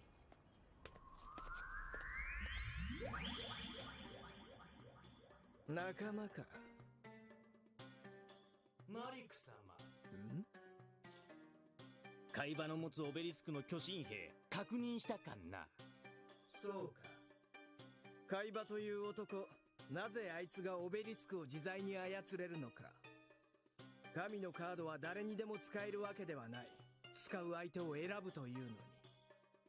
オベリスクの巨神兵を奪い返してしまえば、そんな疑問も無用のものに。取り返せるか、オベリスクの巨神兵。そして遊戯に奪われたオシリスの天空竜を。無論マリク様に用意していただいた神封じのデッキを使えば。よし、貴様らの出陣だ。ただし簡単に殺すなよ。ファラオにはせいぜい苦しんでもらう。一族の今まで受けた苦しみを体験してもらうためにな。その上でとどめを刺す。奴らを信用しないわけじゃないが、僕は用心深いんでね。万が一のためにこいつらを。ねえ、Oh my god, this is so different. Actually, let the scene fully play out. So guys, once we watch the 4Kids version, you'll see how much 4Kids effed it up. Because at this point, with the premise that they already set up, wow. This was bad. Oh my god, I should have like a little bingo box of Merrick being all Disney evil, and not the Renaissance evil, but the modern Disney evil. Where can I put you? I guess I'm going to, 4Kids dialogue. Because, first of all, Merrick was actually contacted by his rare hunters that confirmed that, yes, Kaiba has the God card. Merrick actually gives us information about the God card and that not everybody can use it, and that thing can kill. So, Kaiba is eligible enough, strong enough, or maybe there is something else why he's able to use the God card. So that we get this explanation. And, of course, we get the almost all of the original dialogue that we've just discussed in the manga. That he has his assassins group, that he's going to use Atem's friends against him, and of course, Atem must live and die very, very slowly, suffering every single minute until. And in the English version, we just get eliminate him. Maybe, sort of. Make sure he doesn't. Just, yeah. Bye. Thanks to your live stream, I see the original version of Yu-Gi and really wish Funimation had saved Yu-Gi since too many people from my childhood think that it's a silly card game. It's not. It's not. It's not. Not even close. No. It's not even close. Guys, no way. No. It's not a silly card game. Absolutely not. Guys, once again, if you watched my tribute to Sensei, I literally have, again, all of the interview, everything that was done, this was all Sensei's quotes and his words. And he literally said that the card game is just a premise to show the battles and struggles. And that's it. And that's just basically a tool. Instead of fighting with fists, they fight with cards. And originally it wasn't even supposed to be the cards. It was supposed to be a 2-time thing. But it got so popular. And there were more reasons for that too. I'm gonna make a short about it as well in the future. Why it was specifically the card game and why we actually got Duelist Kingdom in the first place. And Battle City as well. Since they revealed all of that, actually. But I'm gonna make a short about it in the future, so I'm not going to spoil it right now. But it's just a premise how they are fighting, but the story is so deep. It's so amazing. It's so good. It's why you can see that mangaka that created Yu-Gi-Oh was very, very mature, because these are such mature topics. Sure, these are teens, they're like 17 at this point, but they are absolutely mature. Like, the things that they're struggling with, what they're going through, and even the opponents that they face. Because we don't have, like, I am going to destroy the world villains. We don't. All of them are very personal villains, actually. Very personal. And Merrick right now is probably, if we compare all of them, the most personal one, because of Atem, his clan had to suffer for thousands of years. And here we have Merrick, who wants to rectify that, who wants to destroy that curse that was on his family, land upon his family. And the premise is, again, very, very simple. How Sensei created Merrick, as he said in... Which volume was it? Let me see. Okay. In volume 22, I opened it immediately. He literally said that he created Merrick because his editor was constantly messaging him and could get him at any time, any place, and would literally tell him, why aren't you drawing? Why aren't you drawing? Where's my manuscript? What is going on? Come, do, draw. Come on. So he created Merrick because what if his editor had the powers to literally get inside somebody's head, basically? Because his phone was always on and he was constantly messaging non-stop. And imagine that he could actually control minds. Yeah, so that's where the premise of Merrick came from. So in volume 22, you have the Tonkabon version. You can read this little interview how his editor made him so freaking pissed that he had absolutely no privacy at all. That's how he created Merrick. Oh my god. No, Sensei is so freaking awesome. Oh my god. Especially, guys, if you read his interviews and his little notes and stuff, what an amazing, humble guy. Oh my god, so humble. I'll try to convey to you as much as I can. Everything that I found, I will show it to you. Guys, don't worry. Don't worry. We'll get there.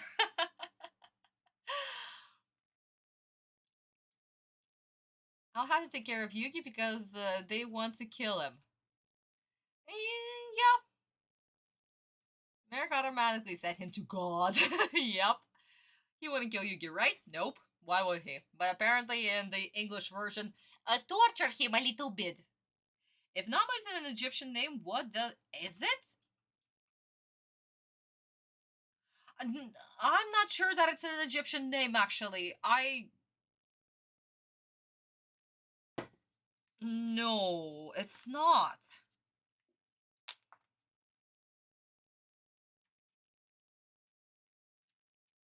It sounds foreign enough for...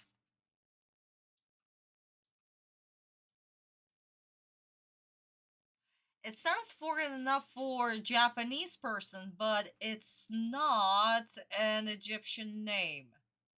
And it's also written in katakana, so that's definitely foreign, actually. It's not Japanese, because again, guys, if we have Japanese names, they're most of the time written in kanji or hiragana, but Merrick's fake name is written in katakana, so he tried to appear foreign enough, but it's not Egyptian. I don't remember anyone named with a nam or name or neme. But I thought it was a Japanese. Maybe, guys, maybe. It's not technically Japanese, but for a Japanese person, it definitely sounds foreign enough, especially giving Merrick's skin color. I mean, yes, we're going there because he's Egyptian. Hello. But for a Japanese person, this would make sense that it's a foreign name, but it does not sound... Oh, Cat, thank you. Apparently it's Korean. There we go. Cat, thank you so much. It's not an Egyptian name. Thank you, Cat. You saved us. So yeah, to answer your questions, I actually never even thought about it, David. Now that you brought it up, I didn't even... Whoopsie. I didn't think about the origin of this name because he just gave a fake name and that's it. Okay, my darlings, anyway, let's see what Merrick will say in this dialogue, and then we'll jump into Merrick being beaten up by his own ghouls. Alternative spelling is Namu. Oh, naruhodo. I see, honey. I see. Yeah, that would make sense. If it's a Korean name, that would make sense. Okay, guys. Anyway, let's go. Kat, thank you so much for the research. Mwah! Thank you. In order for me to obtain the ultimate power of the Pharaoh, everything must occur exactly as I planned. How shall we proceed, Master Marek? Your task is to win me the 2 remaining Egyptian god cards. Yes, Master. Obtaining Obelisk the Tormentor from Kaiba will be simple. And winning Slifer the Sky Dragon from Yugi will be equally as effortless. We will not fail you, Master Merrick. Don't underestimate the power of these Egyptian god cards, you fools! Defeating them will be difficult. That's why I've devised an alternate plan to ensure that I get what I want. While you keep Kaiba and little Yugi occupied, I'll turn my attention to those they care most about. With their friends and loved ones in danger, I'll be sure to get exactly what I want, and soon I'll be the most powerful being in the world! Hey, wait up! Joey! Taya! What's up? I don't mean to... Okay, shut up, Merrick. Oh my god, I'm going to just interrupt you in the middle of the thing. Jesus fucking Christ. First of all, a 4 Kids plot. Oh my god. The whole, I'm going to obtain the power of the Pharaoh so I can destroy the world. I am so sick of it. Can we stop? Could you not be a modern Disney villain princess thing? Thank you, Merrick. Jesus Christ. That's first. Second off, what was that horrible, disgusting edit right there with Sun and Moon Brothers and the... Oh my god, could you not touch Hirayama Sensei's beautiful, absolutely gorgeous animation and do this disgusting edit? Wow. YouTube IV community can do so much better. That was absolutely disgusting. At least, I don't know, put Sun and Moon a little bit to the right? To the right a little bit? Hello? Why are they were in the... Oh my god. So yeah, what is it? Random screen edit. Random screen edit because just no. Just a no. That was just no. Wow. Wow. Oh my god. Seriously, whoever was the editor for 4Kids, that he should be fired. I already said this multiple times, but he should be definitely fired because that's a no. That's a huge no. You do not edit like this at all. Rules of editing should apply. I know kids will not be able to understand the difference. I'm being like a typical LA girl right now with nails. But like, good God, I have no words. This was once again, we had another horrible edit that me as an editor being like, this is disgusting. Please don't do this ever again. And this was aired on TV. Guys, this was aired on TV. And you guys ate it up without even noticing or knowing. You know what? I feel sorry for you guys. I seriously feel sorry for you. Wow. Please don't be Disney Merrick. Not to mention, I also forgot that Merrick continues saying, "Foolish fools." Okay, Merrick von Karma. I know you're not wrong. We can do a better era. Yes, exactly, Kat. That's exactly what I'm talking about. Because, come on, that was such a poor edit. It's not one of the worst, but like, scooch. Just scooch it just a little bit to the right, okay? So the Sun and Moonrise could actually be in the little cut that you've done with the Merrick on the side. Like, come on. Common knowledge. Queen of Karma, the Merrick. How come Lewis and Oprah end up wearing half masks? Honestly, no idea. It's a really cool concept and a cool design. Also shows that they're working in one team actually, because one summons the monsters, the other one plays traps and cards, spell cards and trap cards. So yeah, it kind of makes sense why they're wearing the other half. Not to mention, to every side there's always the darkness and the light. That's why Sun and Moon. Each light has a dark side. But anyway, guys, let's continue on with this scene, wrap it up, and then watch the Japanese version. To be an inconvenience, but can you give me a few dueling tips right now? Sure, I could hit you with a few pointers.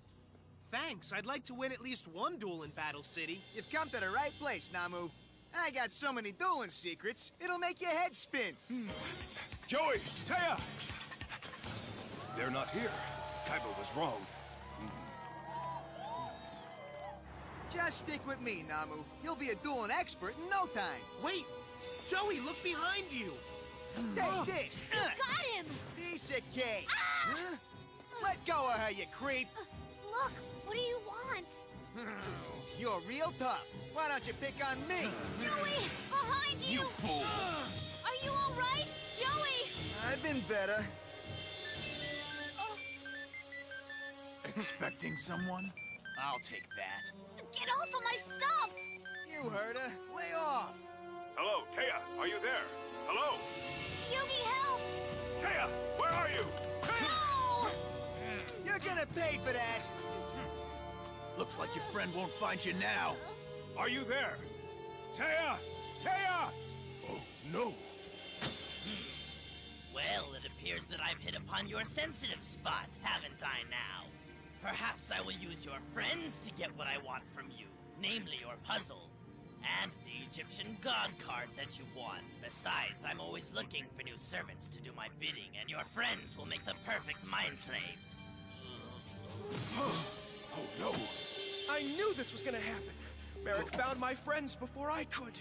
But where did he take them? Ah, Yugi, get away! Listen. Oh. It seems we're too late, Kaiba. The rare hunters have already gotten to my friends. How do you know? Hey, Yugi, relax. It's obvious they're really after you and your Egyptian god card, not your pathetic friends. They're of no use to anyone. Besides, my satellite will track them down. Wheeler's dual disc sends out a constant signal, so finding your friends will be a simple task. And then, you're going to duel against me, Yugi, and your Egyptian god card will be mine.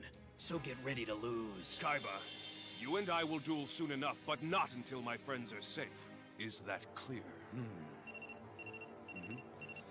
Moment of silence. Oh my god!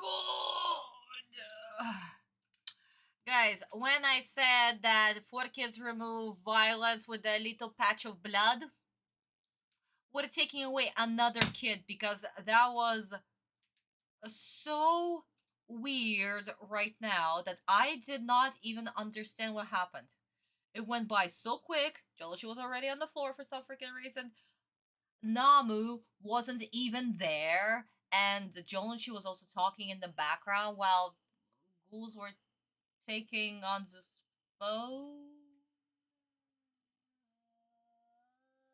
to show that he's not unconscious, I guess. I don't even know how to react to that. That was absolute garbage. Also, guys, they literally did this. Explain what is currently happening on screen. We had ghouls react to the phone. We had Anzu comment on that. We have Joji comment on that. We had ghouls react to the phone again once they throw it down. We had Anzu being like, "Oh no, my phone!" That moment for no fucking reason. And even Joji even reacts to that. So yeah, no, we had currently what is happening on screen.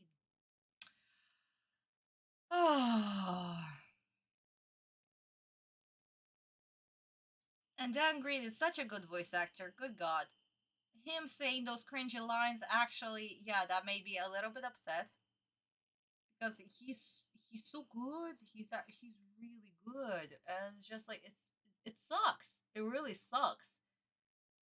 Atem cannot be reacting to always, "Oh no! Oh no!" What do you mean? Oh no, you knew that they're gonna get captured, that somebody's going to hurt them. You even showed a freaking flashback. Here, hello. Why did you need to react twice to first to them being captured, and second to the flashback that was shown to us? Oh my god. 4 kids logic. At this point, yeah, no, this is just a 4 kids logic. That's just a double oh no right there. And also, I'm doing this right now, immediately. I don't care. Kaiba's probably going to say even more stuff, but we are doing it. Kaiba is talking nonsense. Already. And Kaiba barely said anything. But, no.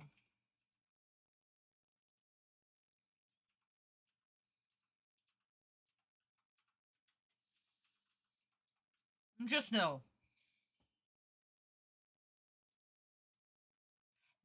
That after you, not your friends, my satellite is going to track it. Ha ha ha ha ha. Yada yada yada. Yeah, sure. Yeah. And we finally get the collar scene. Guys, you see why I am actually upset in just a bit. We're gonna watch the Japanese version. And probably we're going to finish the scene because I have no intention of finishing the scene with 4 kids because they suck. They absolutely suck. And let me actually look up the beating up scene because that's in the future chapters. Way much later. That Jonochi is getting beaten up by the ghouls. Yeah, it's in volume 22. Because it was definitely after the duel between Sun and Moon and Kaiba. Actually, no, not after. Yeah, they're already being. Okay, so maybe during the duel? Because they weren't beaten up just yet.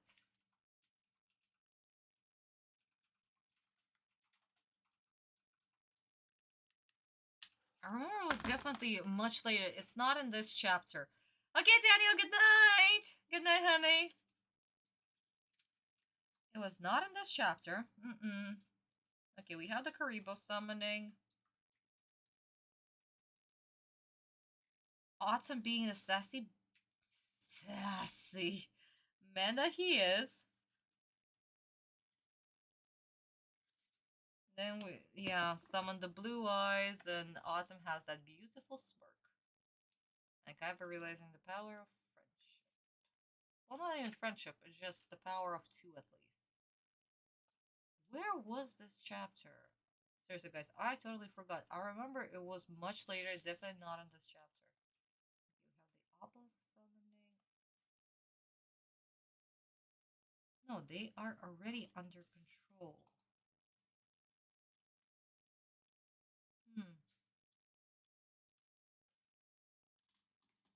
Kat, if you still have the chapters, can you check? Because I know for a fact the whole beat up thing did not happen in it.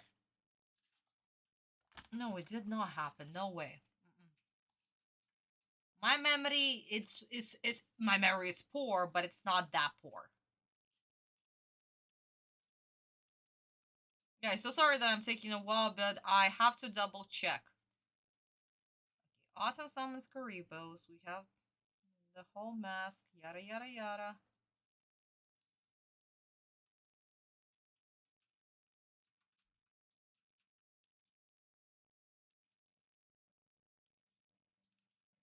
Maybe this whole scene actually... No. Am I being stupid? Because I swear I don't remember them getting beat up in the manga, because the next thing that we see, they already zombified.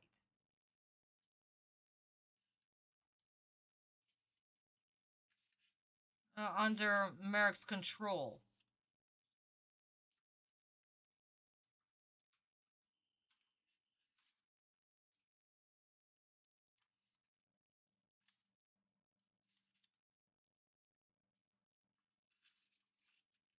Yeah. No, guys, I am correct. Oh my god. Okay, my memory is not bad.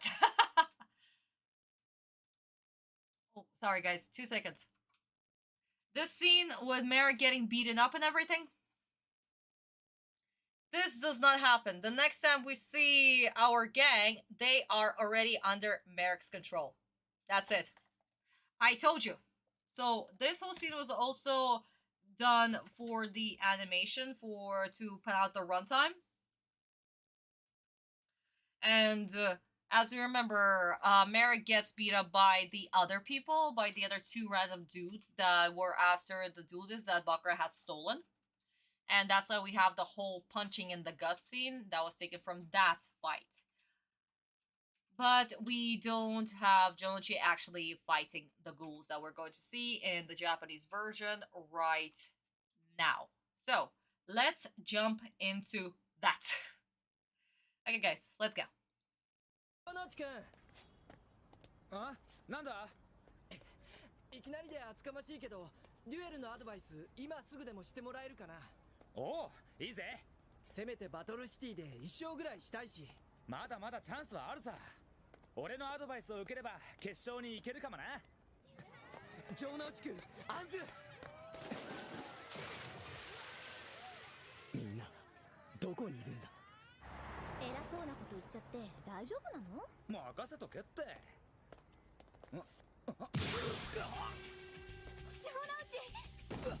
城之内くん、お前ら何するんだ。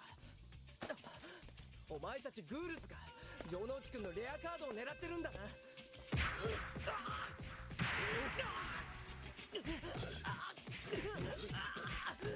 ンズちゃん、城之内くん、早く逃げるんだ。ラムくん、やめろてめえら。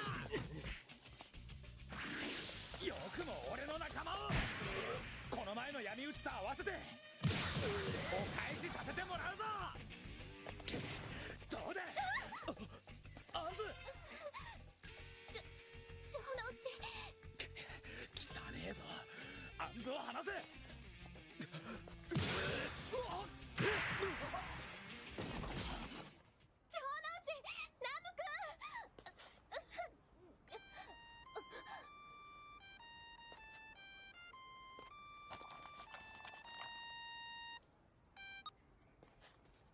もしもし、アンズ。遊戯。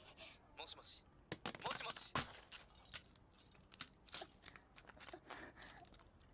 遊戯、助けて。アンズアンズアンズ貴様の仲間を引き込めば神のカードは簡単に取り返せる。グールズのレアハンターは貴様の仲間をずっと監視していたのさ。いつでも利用できるようにな。さあ早く仲間のもとへ急がないと取り返しのつかないことになるよ。マリック。まさかグールズどもがもう。アンズの携帯に繋がらない。もしかしてすでにグールズの奴らに。慌てるな遊戯。木馬に移動場所を探すように連絡しておいた。じきに場所はわかる。それよりこの奇妙な光景はどうだ。生涯自分の敵と定めた男と俺は肩を並べて歩いている。今も貴様をこの場で倒してやりたい、そう考えているにもかかわらずだ。カイバ、今は城之内くんたちのことだけしか考えられない。兄様。木馬か。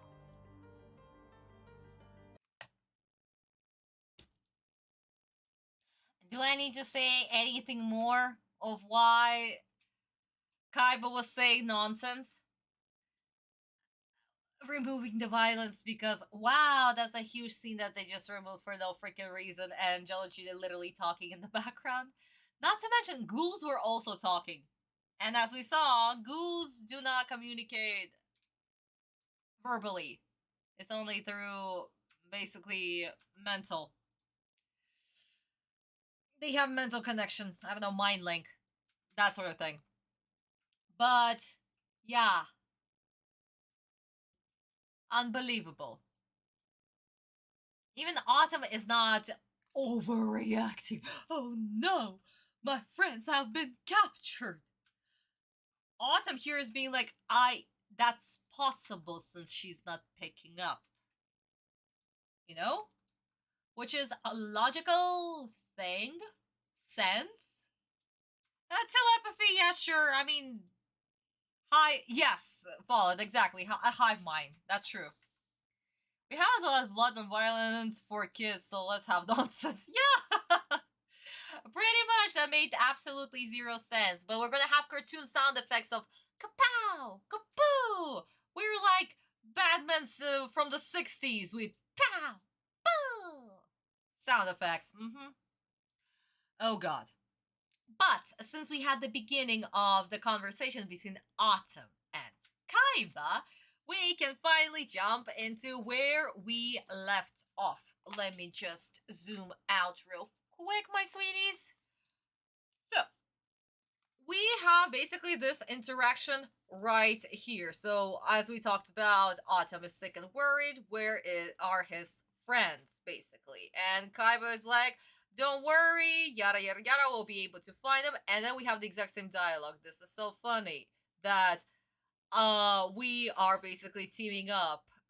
You are supposed to be my sworn enemy, and here I am with you. And I want to duel you right now so freaking badly. Just look at my boulder for our duel. Jesus Christ. And Atem being like, yeah, I have no time for this. Basically, I have no time for this, I have no time for you. Yada, yada, yada. So this is quite fun right here. I'm only worried for my friends. And another interesting thing that Kaiba actually mentions is that I'm only teaming up with you because we right now have the exact same common goal. Ghouls. We are fighting against ghouls. Nobody can basically walk into my tournament and just crush people who play this game. We together are the perfect team, a bait for them to attack us. We both have god cards, basically. No? Atem also asks, how did you get the god card? And Kaiba is like, the god has chosen me. And then he's being like, I'm going to collect all of them, every single one is going to choose me. Muhahaha. And yeah, we get Mokuba calling on the caller and locating Jonochi basically. And this is where they are going. Atem is of course happy. Kaiba, you did it. And Kaiba being the bitch that he is. Good God. We'll get to it. We will get to it. What he says and what he answers to Atem. But guys, as you saw, Mokuba is not on the rooftop or any of that place. He is literally in the Kaiba Corp headquarters. So, how's he going to get kidnapped? Or is he? We're going to see that much later. And we'll discuss that much later. But for now, let's continue with 4Kids. But before we do that, let me just quickly read the comments. We can have Blood of Runs, yeah. Let's not insult Adam West Batman series with 4Kids bullshit. Actually, I wasn't talking about Adam West because I actually watched the whole Batman series. Yes, I'm that of a nerd. I love Batman, okay? But I was actually talking about the cartoon version. The cartoon version is so much funnier. Because we literally had written, pow, kick, woo. Oh, that was fun. Holy fork, it's bullshit, Batman! Seto, come in! What is it, Mokuba? We have a problem. Joey Wheeler's dual disk isn't transmitting a signal to the satellite system. I think something's blocking it. I'll go back to headquarters and make sure the team starts working on the tracking problem right away. Do it. All right, we'll find those guys, Seto. I promise. When you do, let me know. There's been a minor setback. Either my satellite system has a glitch, or these rare hunters are smarter than I thought. There he is. Hey, who are you? You're not going anywhere. What's the rush? You're ours now. Leave me alone. You're one of those rare hunters, aren't you? Perhaps I am. And today, you're my prey.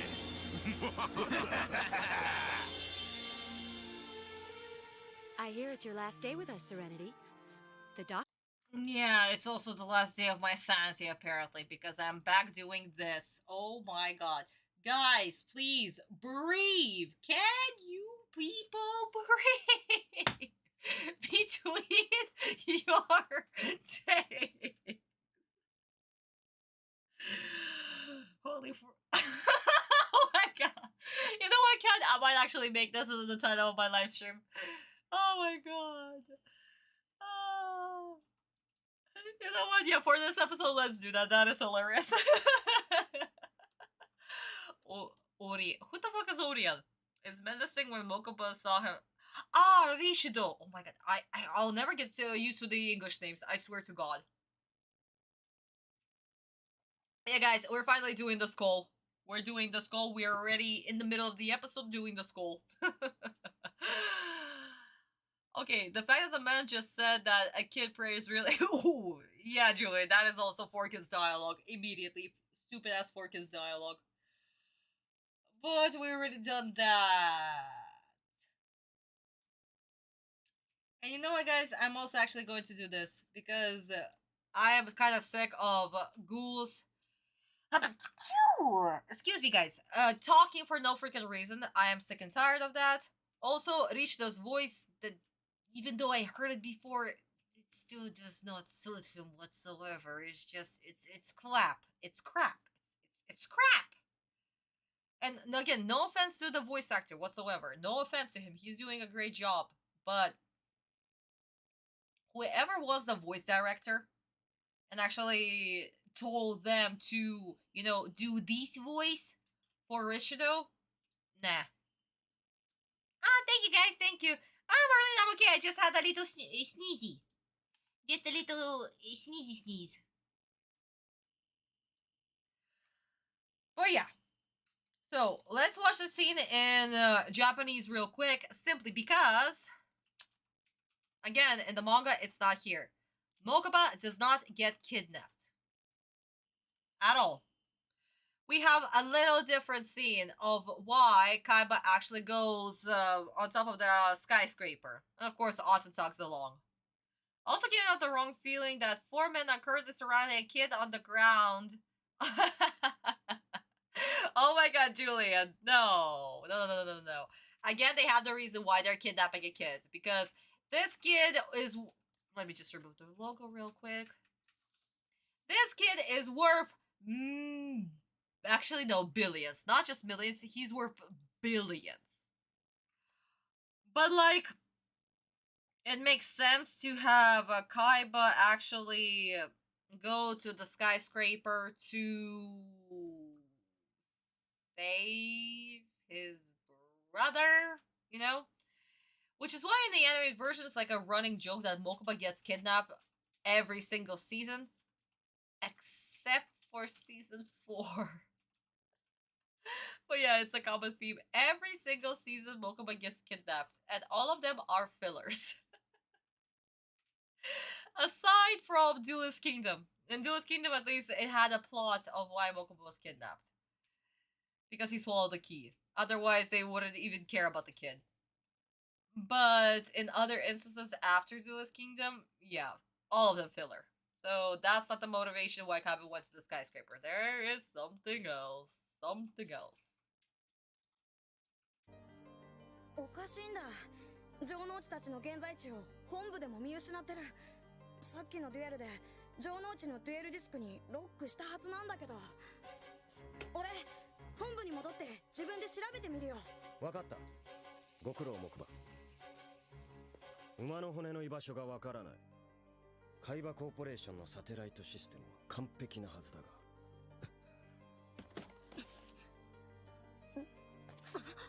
お前たちは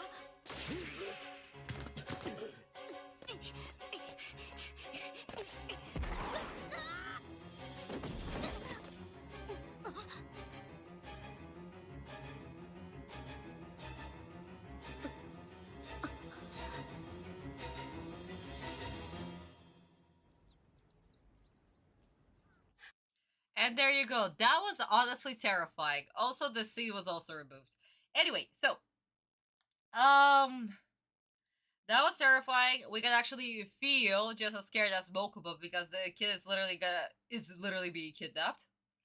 And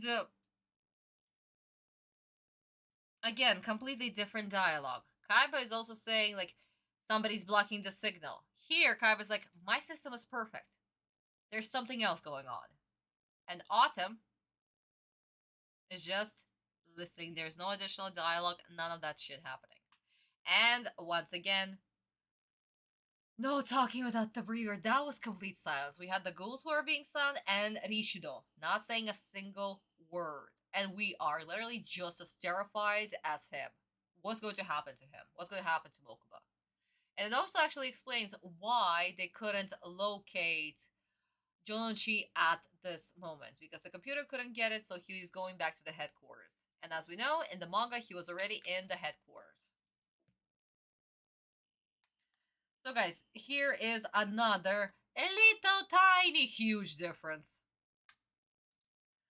Okay, so the whole scene with Shizuka, so we can finally have Honda, so we can go back many volumes ago to Honda and see what he has been doing this whole time. Doctor said you can take your bandages off tonight. Yes, I can't wait. I already know the first thing I'm gonna see. Yeah? And what's that? Well, my brother dueling. He just told me he made it to the Battle City Finals. That's great. Your brother must really mean a lot to you. He's lucky to have a sister like you. I think I'm the lucky one. I've got the best brother in the world.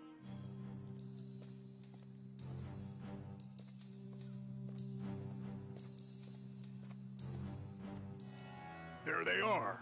Yes, and it's time to lure them to the chosen dueling location. I'll be back.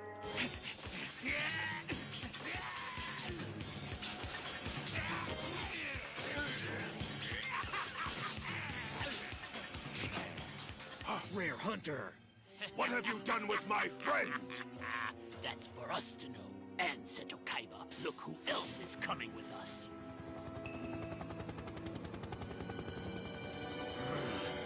Let him go! Big brother! Help me, Seto! Help me, please! Mokuba! No! Seto, get me down! Please help me, Seto! Mokuba! Rare Hunters, let my brother go now! He's fine for now, but his future's up Fine? in the air. Help me, Seto! They'll pay for this. If you so much as touch one hair on my brother's head, I promise I'll hunt you all down and crush every one of you with the weight of the entire Kaiba Corporation. Your empty threats will get you nowhere, but there is one way to save your brother. Tell me. Meet us at the top of that building, Kaiba. That is, if you ever expect to see your brother again. You freak will never The choice is yours. How can Mokuba! we hear And Kaiba's not the you? only one whose presence is required. If you expect to be reunited with your friends, you'll join us as well, Yugi. Listen to me. I'm warning you. Leave them alone. What are you going to do? I'll see you both shortly. Remember, gentlemen, meet us on the roof. Looks like we have no choice. That's right. Our enemies are one and the same. But make no mistake, I'm in this for Mokuba. When it comes to rescuing your friends, you're on your own now, Yugi. Fine, Kaiba.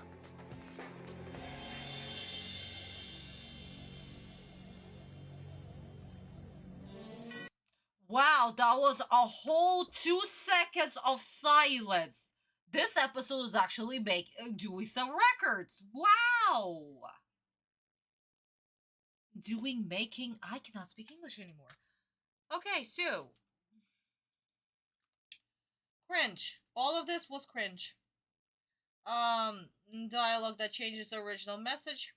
Yeah, that was just disgusting.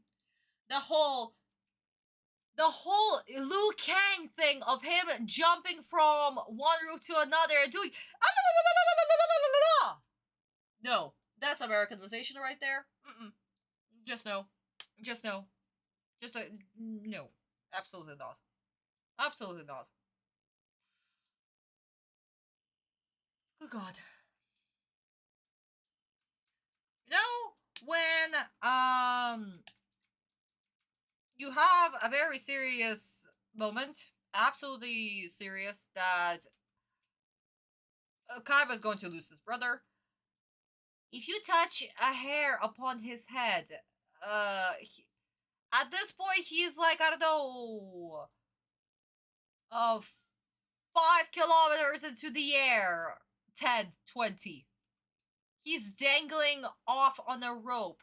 You think that that they haven't already? I don't know. He probably lost lots of hair at this point. I know it's an English phrase and everything, but like, duh. Also, Mokuba literally speaking while helicopter goes. Really? That's not how sound works. Guys, if you ever been close to a helicopter, whatever you're screaming next to the you won't be able to hear it at all. Oh my god. And also, Atem's threats of... No, actually, yeah, you know what? Atem was useless. Maybe too early? But Atem was absolutely useless right here. If you dare touch my friend's consequence. What consequences? What are you going to do? Speak with your beautiful dangling voice and that's it? Wow, I'm so terrified. Actually, no, I would be because that's a very good voice. But that's not threat thing. Like, his friends' lives are on the line and he's over here making threats like he's freaking 12? Really? That's not Atem. Yeah, you know what? No, Atem was useless. Jesus fucking Christ. Oh, wrong thing. Atem was useless. Guys, congratulations, we hit our first bingo. Woo. And we didn't even get to the duel part. That's another thing. That's the funny thing. We didn't even get to the duel part. And Atem is already useless. Like, wow. I heard stories about kids being kidnapped from history. I mean, there was a lot of, guys, that's another thing. There was a lot of child napping. There was a lot of child napping. Medichan just literally hit my chair in her sleep.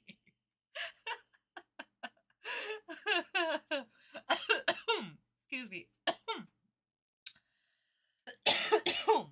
I literally just choke on me breathing in, basically.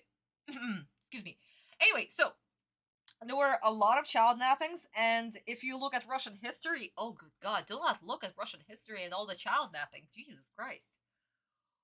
Oh, me and the four kids and Merrick laughing to hurt Yugi and sent him to God, and Yugi behind me and be like, what the fuck?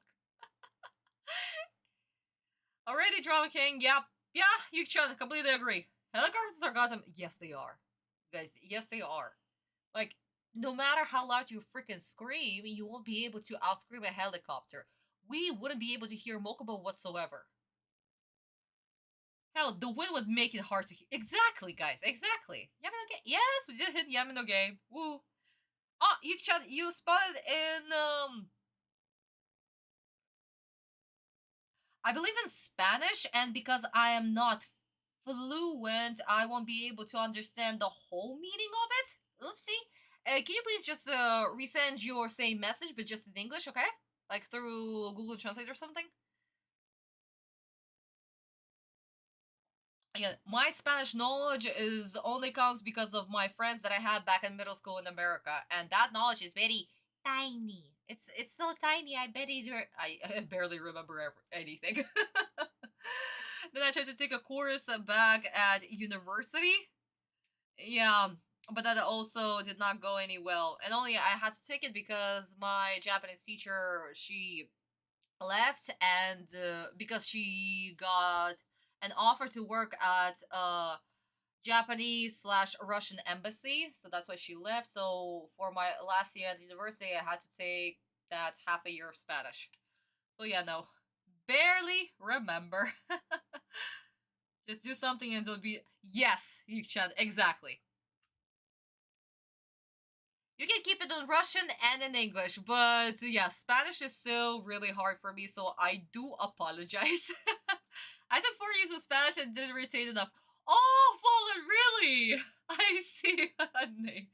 I see. Yeah, Chan, I noticed, honey. I noticed. Guys, if you can, I don't know, translate in the chat or any of that sort, that would be absolutely lovely because, like I said, guys, my Spanish level is A1 basically because I barely remember it. I can read some of it, but that doesn't mean that I understand absolutely everything. That's a huge no. Absolutely no.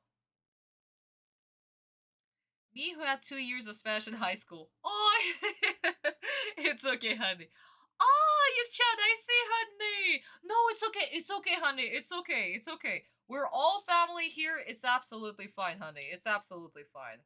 Again, I speak Russian. I'm learning Japanese right now. And of course, English is, to me, it's my mother language. Because again, during my teenage years, I was in America. So my brain kind of formed that in my head I only speak English and watch only English media, basically. Well, not just only English media, but like my stuff, everything is in English. So whenever my friends even being like, "Oh, can I use your phone real quick?" and they're like, "Why is it in English?" Because I am comfortable. But yeah, no, none of my stuff is in Russian. I actually get uncomfortable when like my computer or my telephone, or not telephone, cell phone is in Russian. I get immediately confused. But yeah, because I was in America during my teenage years, my brain is literally in English and then in Russian, even though my first language and my mother language was Russian. So yeah, it's quite a predicament actually. And whenever like when I used to teach my children, it was really funny that I could remember the word in English and I could just say no problem. And when there was a word in English and I had to remember it in Russian, I went, it's this thing. And I literally try to explain it what it is until they will understand. I remember the word. I'm like, yeah, that thing. Whatever it is. It is absolutely hilarious. But yeah, guys, it is what it is. If you're bilingual, this happens all the time. Sometimes I cannot remember a word in 2 languages. And when that happens, I just go like, wow. And that actually is something that happens a lot when you cannot remember when you cannot remember it in 2 languages. That just goes like, wow. As a Wee fan, I hear news from the company. In fact, Triple H announced that WrestleMania 43 will take place. Oh, really, honey? That's super cool. Oh my god. Sadly, I am not into wrestling that much. That's another thing. My dad loved wrestling. Back when I was a kid, he would watch boxing matches, wrestling matches. He was in love with that. Maybe that's where I got my love for like Asian martial arts, especially like the Chinese media and how they do it, and it's so beautiful. Jesus Christ. Ah, Bruce Lee, my love. Oh my god. He was and still is one of my favorite actors for martial arts in filmography. I absolutely adore him, especially his hands. Oh my god. His hands, they are everything. Do you have friends who are actually, dude, I'm not sure. I never asked such a question. Like, most of my friends, they're more into gaming and just like typical Russian thing. I don't know, going to the forest and having barbecue and just, I don't know, playing music while drinking something. Or playing board games. That's another thing. A lot of my friends play board games. I do too, and they hate me for it because I almost 80% of the time win. So they just gang up on me. But yeah, it is absolutely quite fun.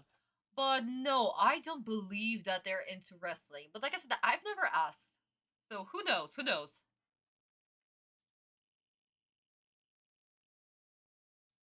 Oh my god, you chat, no.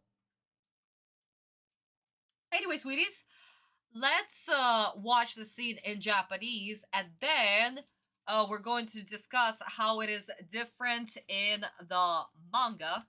Quite a lot. Oh, I see, David. That's really cool. We don't have Netflix in Russia anymore. Netflix is officially banned because sanctions. Right when I bought a subscription. That was actually fun. I bought a subscription for 1 year. Thankfully, I got a refund for that, but like, wow, the timing was beautiful. どうしたの？今日はなんだかとっても嬉しそう。バトルシティでね、お兄ちゃん決勝に進出したの。へえ、すごいわね。ええ、それで私、お兄ちゃんの決勝戦見に行くことにしたの。静香ちゃん、包帯を取る決心がついたのね。お兄ちゃんに会えば、その勇気が出るかなって。Guys, I'm going to stop this real quick because do we see the difference here? In the 4Kids dialogue, Shizuka is literally boasting about her brother, boasting about herself, and boasting about it. I'm going to take off my badges today! Yay! Here, are you ready to do it? She could have done this so much earlier, but Shizuka wasn't ready at all. She didn't have the courage until Joji showed her the way, and now, once she will see her brother, she will take off her badges and literally see him. And this tiny little change, I mean, it appears tiny, but it's so big in the context overall. And it just makes Shizuka's character completely different. Again, guys, we must remember, she is 14. She's 14 in this scene. Basically. And that's why she's acting this way. And Jonochi is, of course, he's an older brother. He's much older.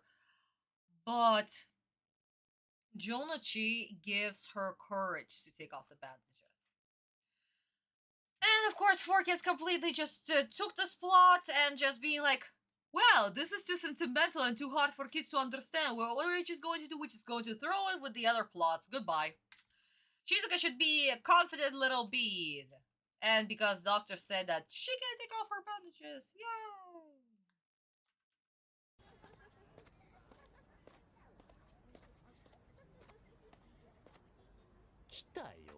よし、奴らを特別なデュエル場に案内してやるな。任せろ。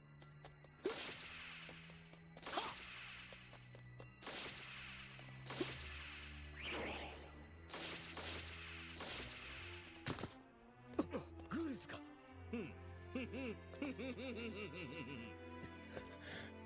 あれをみんな。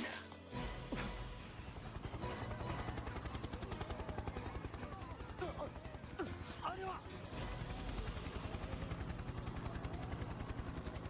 木馬。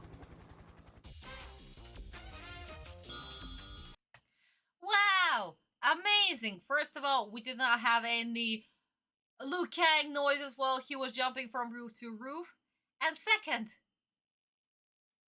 we couldn't hear Mokoma. Helicopter. Hello! Four Kids, make it make sense.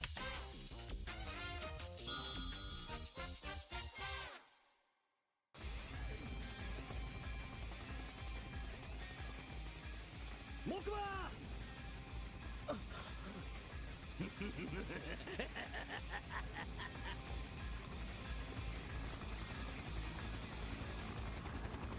おのれグールズ貴様ら木馬に傷一つでもつけてみろ決してただでは済まさんぞ海馬コーポレーションの総力を結集して貴様らを叩き潰してやるでも俺たちに手を出したら可愛い弟は俺たちはあの高層ビルの屋上で待っているもしも無視したらどうなるかわかるな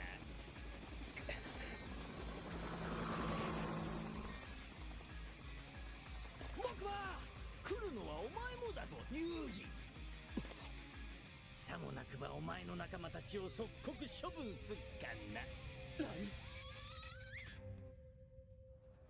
やはりみんなを邪魔ってかな早く来いよ死のデュエル場にな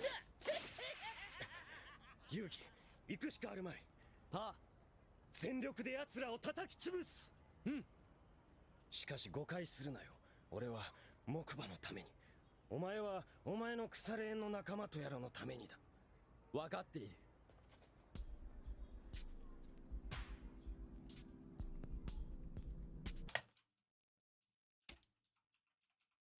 Well, my darlings, what can I say?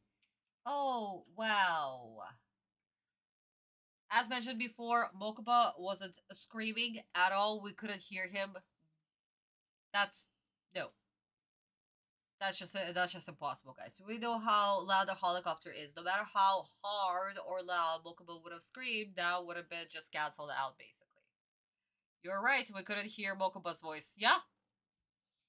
Because guys, that's how it works. Like if you've ever been close to a helicopter or I don't know, just very loud engine, no matter how hard you screamed close to the engine, other people around you wouldn't be able to, like, if they're like, I don't know, a few kilometers away from you, they wouldn't be able to hear you at all. You would just yap, basically. Move your mouth, you know, and they wouldn't be able to hear a sound. That's physics, you know? Loomis is fast for a short... Yeah! He absolutely is. And in the manga, way faster. Way faster. So, let's actually jump into the manga real quick. So, where we stopped. We stopped at Kaiba literally disrespecting Atem's friends and be like, why are you basically with this bunch to get the wrong idea? I'm doing this to defeat the ghouls, basically. And how could a low level like Geology be in my tournament? And Atem, of course, snaps at him that Geology has become a great duelist. We made a promise, he has become the great duelist, you don't know shit. And Kaiba be like, yeah, sure, we'll find your friends, no problem. But once we'll find them, I'm just going to disqualify Jodachi. Ha ha ha. That's basically what Kaiba has said. And because of that, Autumn actually stops. He hesitates. And Kaiba's being like, oh, now, you know what? Come on, we're going to find your friends. Ha ha ha. So yeah, no. Kaiba actually threatened that he's going to disqualify Jonachi once they find him. Because after all, you can only get into Kaiba's tournament only if you're level 5. And he knows, I mean, he literally set it up that Jonachi was level 2. So yeah, there is a little jab. This is freaking hilarious. There is a little jab. Kaiba is literally being petty. Then we have the exact same scene of the Silent Boo seeing them from the roof. We have Sun jumping from the rooftop, jumping from one building to another. And he has a very interesting device for a dual disc. So that Kaiba won't be able to use it. A little belt. A chastity belt. I mean, guys, come on. We know that Kaiba is a virgin, but Jesus Christ, you don't need to make it so blunt. Sorry, Kaiba. We know, we definitely know that you slept around. Maybe. Who knows? So anyway, there is a chastity belt on Kaiba's duel disc, and that's why Kaiba cannot continue dueling. And Kaiba's, of course, being pissed because how dare you fucking touch me? How dare you touch my duel disc? And the Darkness Brother has the key to it, and that's why they're going to the skyscraper. And of course, Atem is going with them for obvious reasons. Yeah, sure, they don't have the same motivation that Atem is doing this for his friend, and Atem is doing for the friends, and Kaiba is doing for his brother, yada yada. We don't have that. They want to defeat those guys. They want to kill them. They touch upon their pride. And of course, Atem is pissed. How dare you touch Kaiba? How dare you touch this dual disc? I am not going to stand this. I am Mr. Judgment, okay? And that's why Kaiba is, Atem is literally going after them. Of course, to defeat the ghouls, but how dare they touch Kaiba? How dare they touch my rival? Boyfriend, rival. Yeah. It's super fun. I really love it. And once again, this is showing who Atem is. And again, Kaiba, you dare to touch me? I will murder you. I will murder the generation of your family, okay? That you freaking dare to touch me. I love it. Kaiba is so extra, and you know what? This is the best extra that I've seen. Yeah. So that's why they went to the skyscraper, and all because Kaiba had a chastity belt on his dual disc. Yeah. I don't know. I love it. I actually hate the change that that Mokuba was being kidnapped for Kaiba to have motivation. Actually, I would rather prefer that maybe they could have had something different happen to this dude. Just okay, fine. Maybe not a chastity belt. Okay, fine, but something different. Okay, but let's just leave poor Mokuba alone. He's literally getting kidnapped every single season. Have you seen building jumping movies? What's your favorite? David, the only movies that I've seen were with Tom Cruise, of course. When he did the movies excuse me, guys. Mission Impossible, like the first couple of movies. I haven't seen the whole franchise, but I've seen a couple of Mission Impossible movies, and yeah, these were absolutely fun and terrifying. I also remember Ultraviolet movie, and of course, it wasn't just jumping from building to building. She was literally riding her motorcycle up on a skyscraper, which was really fun. Of course, it's not following the comics or anything of that sort, but it was really, really fun. And honestly, I quite enjoyed that movie. And Mila Jovovich, oh my god. Ugh. Ah. She was my bisexual awakening, I swear. I loved her way too freaking much. Whenever I would see her when she was doing Ultraviolet or just Resident Evil movies. But then again, I did not see all of the movies. I stopped after like movie 3 because that's when it just went completely bonkers and we had clones of Mila Jovovich. I was like, you know what? Yeah, no, I'm done. We didn't technically originally follow the story of the games, and then we just went completely bonkers. So yeah. First Resident movie, great. Second movie, it was good. It was fine. We saw Jill. But then the third movie was already super questionable. Yeah, so. I have seen the entire time. Really, David? Oh my god. Actually, Mission Impossible is...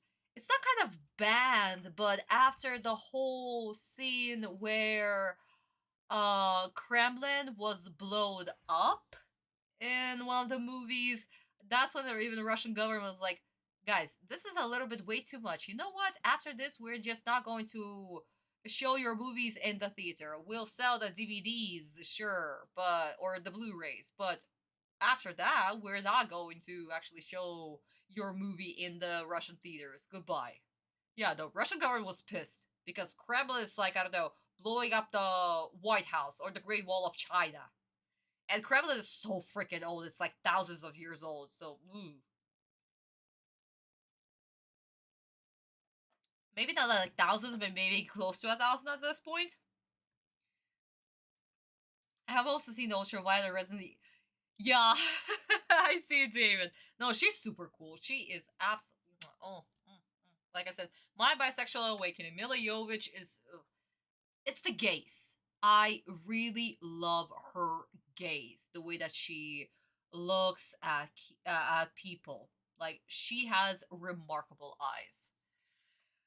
Oh my god. Really gorgeous. Absolutely gorgeous woman. Though, surprisingly, she's not my favorite actress. My favorite actress is actually Nicole Kidman. I adore Nicole Kidman because she can literally transform herself from one role to another. In one role, she could be all bubbly and cute, and in another role, like the horror movie The Others, she could be absolutely insane and loving and a mother. It's great. She's absolutely great. I don't know. I love Nicole Kidman. And let's not talk about the movie With Eyes Wide Shut. Oh, one of my favorite movies. Jesus Christ. Okay, guys, let's continue. We need to go back to the topic of Yu-Gi-Oh, okay? Okay, English version, let me just... Yeah. So,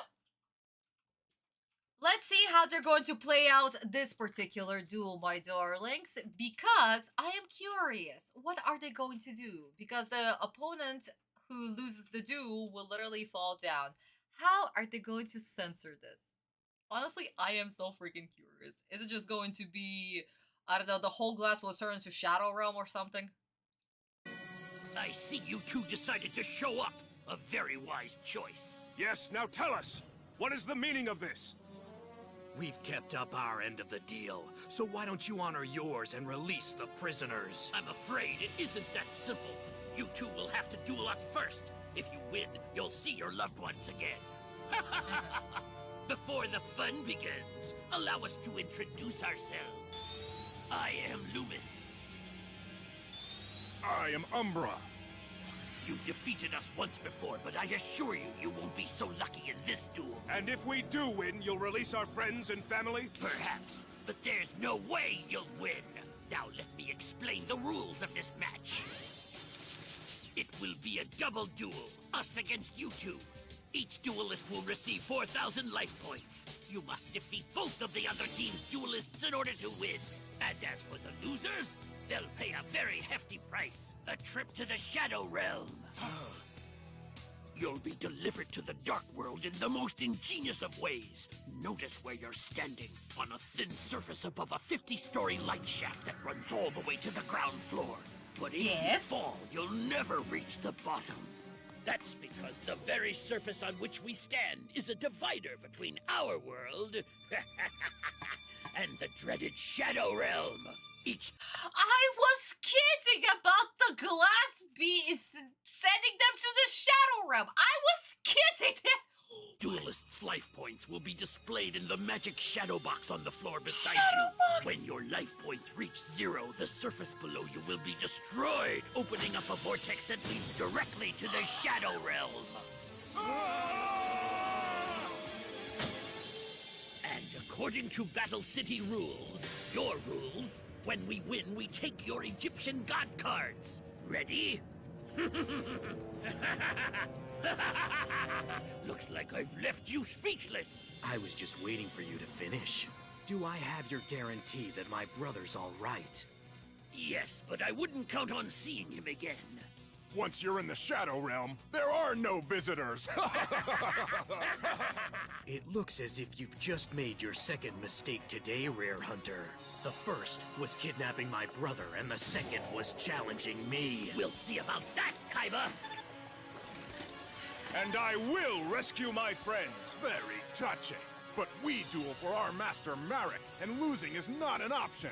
Our decks were specially assembled to take down your Egyptian god cards, and that's just what we'll do. And once we deliver them to Master Marek, he'll possess all 3 Egyptian god cards. In the meantime, you'll be spending all of eternity in the Shadow Realm. So if you're ready, let's duel! Oh, thank you, commercial. Wow.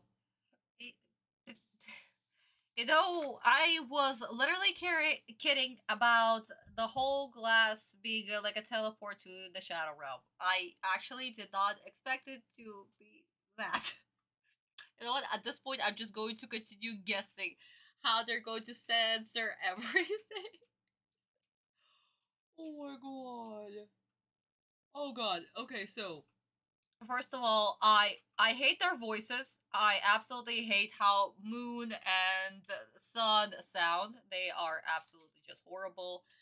Not to mention, we have literally made them into typical villains. So I'm just going to say that a character is ruined and just be done with it, because they don't act like themselves. He also doesn't even have the whole little catchphrase like, you got that, you got that, you got that, because he thinks that he's so smart. So he literally has at the end of every single huge monologue, he's like, you got that, you got that, you got that, you know, that thing. So that was gone. Making a powerful scene feel meh, because that was completely censored. The whole stakes. Bingo. Oh yeah! Okay, guys, we have second Yamino game. Woo! Not surprised at this point. Actually, no. So this is still so freaking tame. We're almost done with the episode, and we only have a second bingo. This is tame. Okay, Kat, no problem, honey. Thank you so much for participating so much throughout the whole stream. Seriously, honey. Continue with your renovation. Love you. Okay, as I was saying, making the battle scenes feel mad because, guys, there is no stakes in this duel. They're going to fall into Shadow Realm. Uses the footage of them falling down. At least, I don't know, make like a purple pit or something at the end. Use your editing skills, whatever. And speaking of editing skills, making the whole glass yellow and light up. Shadow box. No, that's a bomb, okay? We know what a bomb looks like. So yeah, no, that whole scene was just meh. That was no. Just one big meh. Oh yeah. So let's jump into the Japanese version immediately. And discuss, of course, how it is in the manga and how Kaiba is so pissed in the manga. Oh my.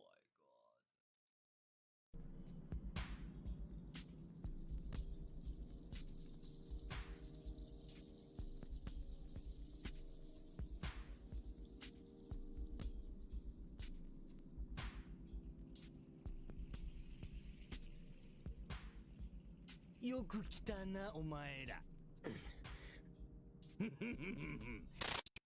まだだったな俺たちはグールズの刺客光の仮面闇の仮面俺たちはゴッドカードを狩るために結成されたタッグチームだ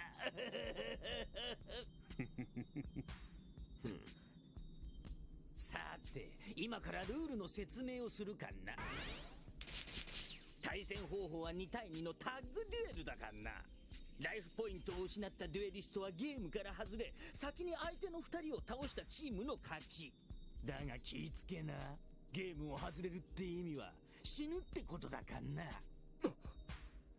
我々が立ってる場所は130メートルのビルの屋上しかも足元のガラスの下は1階まで吹き抜けだ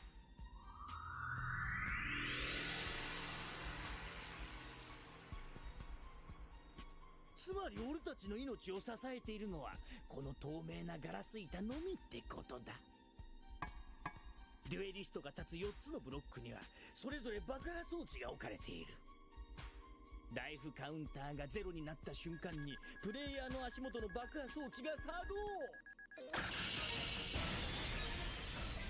足場となるガラスが破壊されプレイヤーはビルの屋上から落下する名付けて落ちたら即おしまい爆破タッグマッチだおもろブルって声も出ないか言いたいことはそれだけか木馬の安全は保証されてるんだろうなこのデュエルが終わるまではな万が一にもお前たちが勝つようなことがあればもちろん無事に返してやるさ貴様らグールズにも最低限のプライドは残されているようだなならば怒りの臨界点を超えた俺のデッキが答えてやる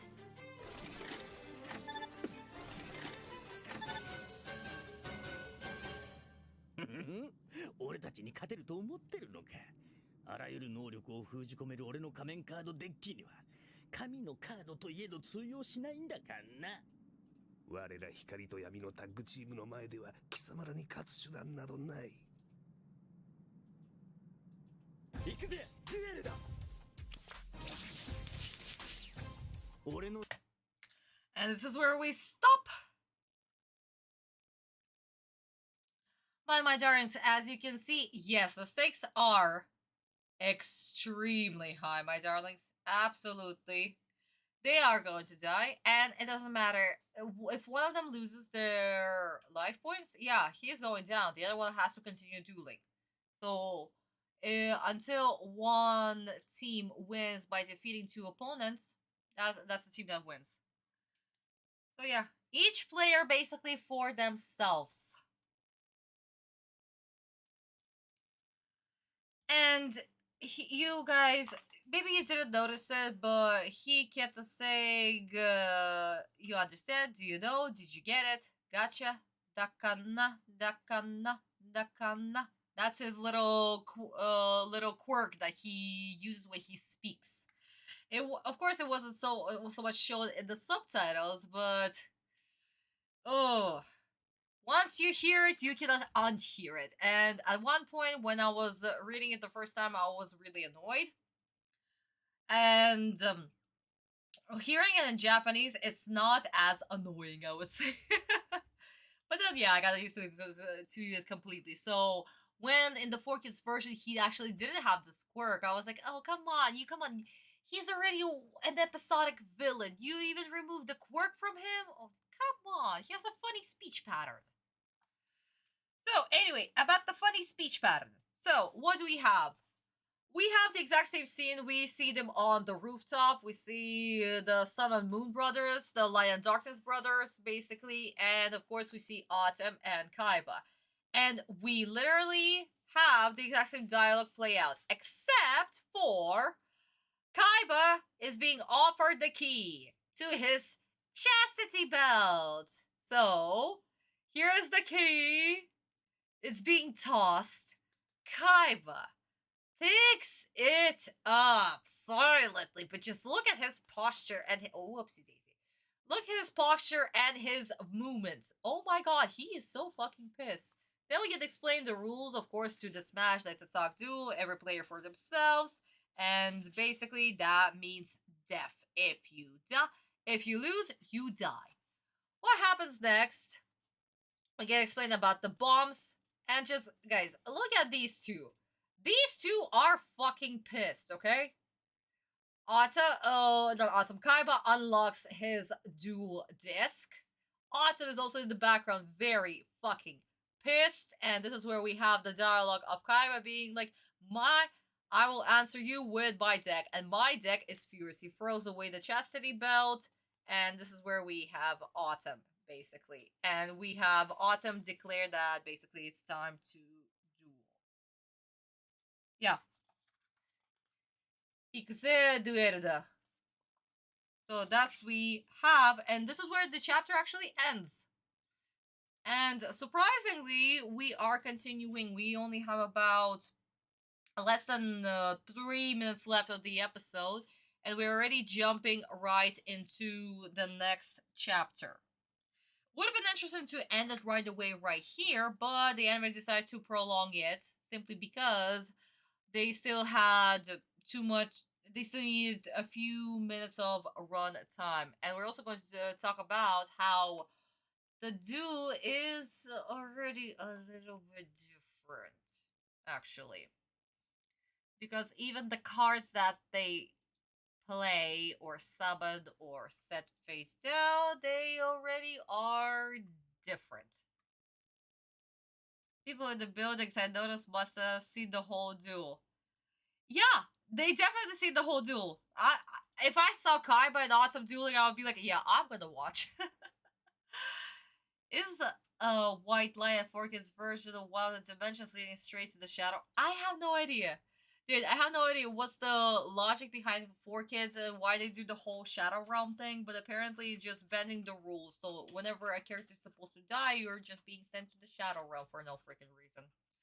And it doesn't matter how or why or whatever. Last episode we had energy discs when Atem was dueling Pandora.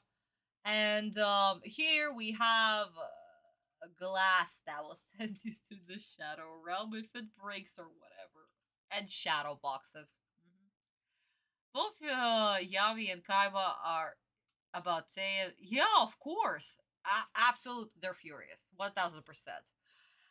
But in this case, it's more about, you've touched my freaking pride. I will kill you.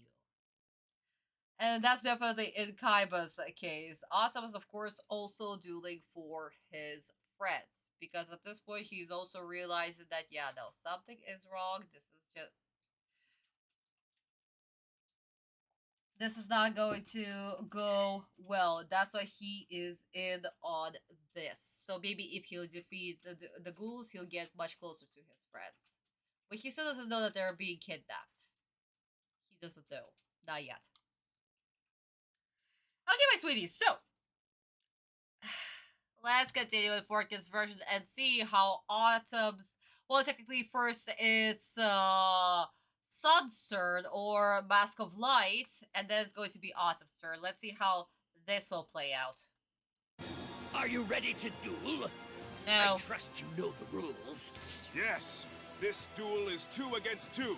Each player takes a separate turn, but players on the same team must work together to defeat the opposing team. And I'll begin. Very well, Rare Hunter. I'll place 2 cards face down and end my turn. Make your move if you dare. It'll only bring you closer to the Shadow Realm. Wrong! I'll summon Beta, the Magnet Warrior, in defense mode. My monster will protect my life points from your attacks, rare hunters. No one can attack until each duelist has drawn at least once. Hopefully by then, I can pick up on their strategy. Oh my god. I summon Shining Abyss in defense mode! Now it's time to show you how we duel together. A team strategy! That's right. No shit. Activate Mask of Brutality. Thank you, Loomis. Your mask will be a perfect fit for my monster.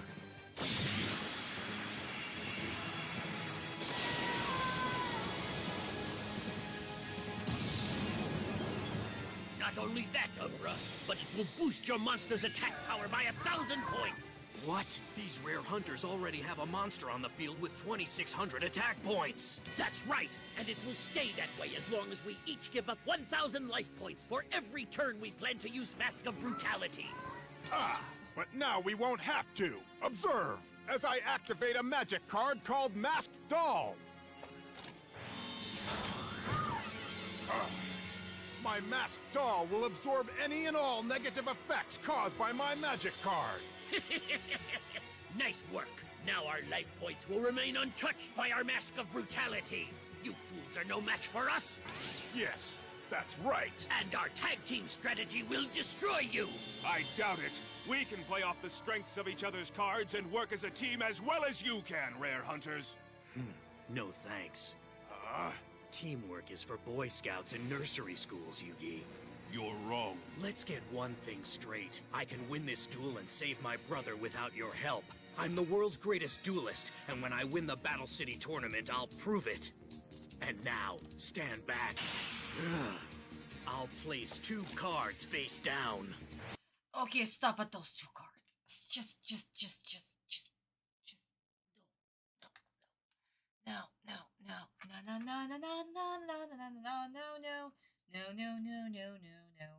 No, monster sound effects, because that was just asking for it. We literally had seagulls. Guys, we've reached the seagulls level.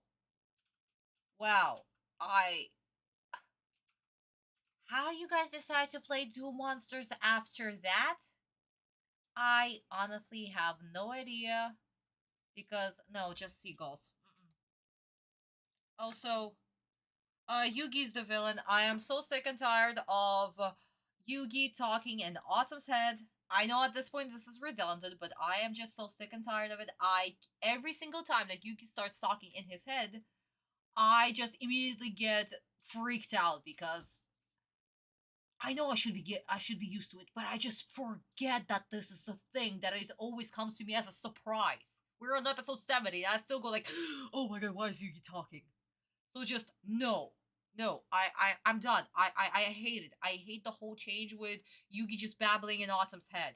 And also, I'll come up with a strategy. I am literally not looking at the opponents in front of me. I'm just going to be like, I am the smartest one in the room. Ha ha ha ha. That's what I'm going to do. I'm Yugi, the main character. Bingo? Oh yeah! Woo! Wait, what? Guys, how many bingos did we get? Okay, 1, 2, 3, 4. Surprisingly, we had 4 bingos. That is insane. We also had card sensor. That was also there. The little mannequin doll thing that it was impaled. Yeah, that was a sensor. I noticed that immediately. That was absolutely disgusting. That was just disgusting. I hated that. So yeah, no, we have another one. Let's see if 4 kids... Guys, you know what? We have about 1 minute left from the episode, the English version. Let's actually finish it, wrap it up, and see if we're going to hit even more bingos. Because, wow. Just wow. Also, Kaiba talk nonsense. Sun and Moon also talk nonsense. That was just disgusting. There was also the whole horrible edit with white and... Oh my god. You guys, you'll see what I mean once we'll do watch the Japanese version. But yeah, no. How come normal and equipped were treated as quick play magic cards? Because in this case, honey, the whole doll mannequin thing. First of all, that wasn't in the manga. We're actually going to get to it. He did not play that thing, and the mask. I forgot the name of the mask, but it was not technically a quick way spell because we did not have quick way spells just yet.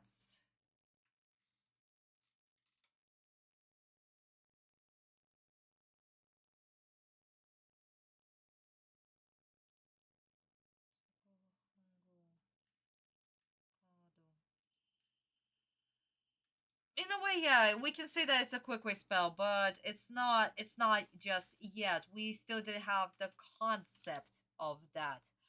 Basically, we can say that it's a chain effect. In this case, the mask is a chain effect. Oh, mask of brutality. Yeah, thank you. There's so many masks. Oh my god. And I don't remember every single kanji for that. But yeah. So guys, let's actually finish this episode, the Florkis version of it, so we can wrap up this and then jump into Japanese and discuss the manga version, because like I said, even the card count it's different. It's way different. And then I'll summon Force Raider the Man Beast. Guys, I'm sorry. Cards face down. And monster. But okay, guys, remember the following cards in Kaiba's hand?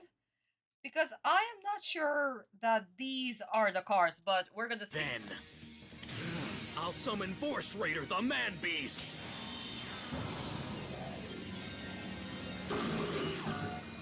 And I place my monster in attack mode. What's he doing? His monster's weaker than theirs. And if we don't have a team strategy, we'll never win. Excellent. I've got an extremely powerful monster ready to go. Next turn, I'll sacrifice my Force Raider and summon it to the field. Teamwork. Well, we've each taken one turn. Now it's time to see whose strategy is superior.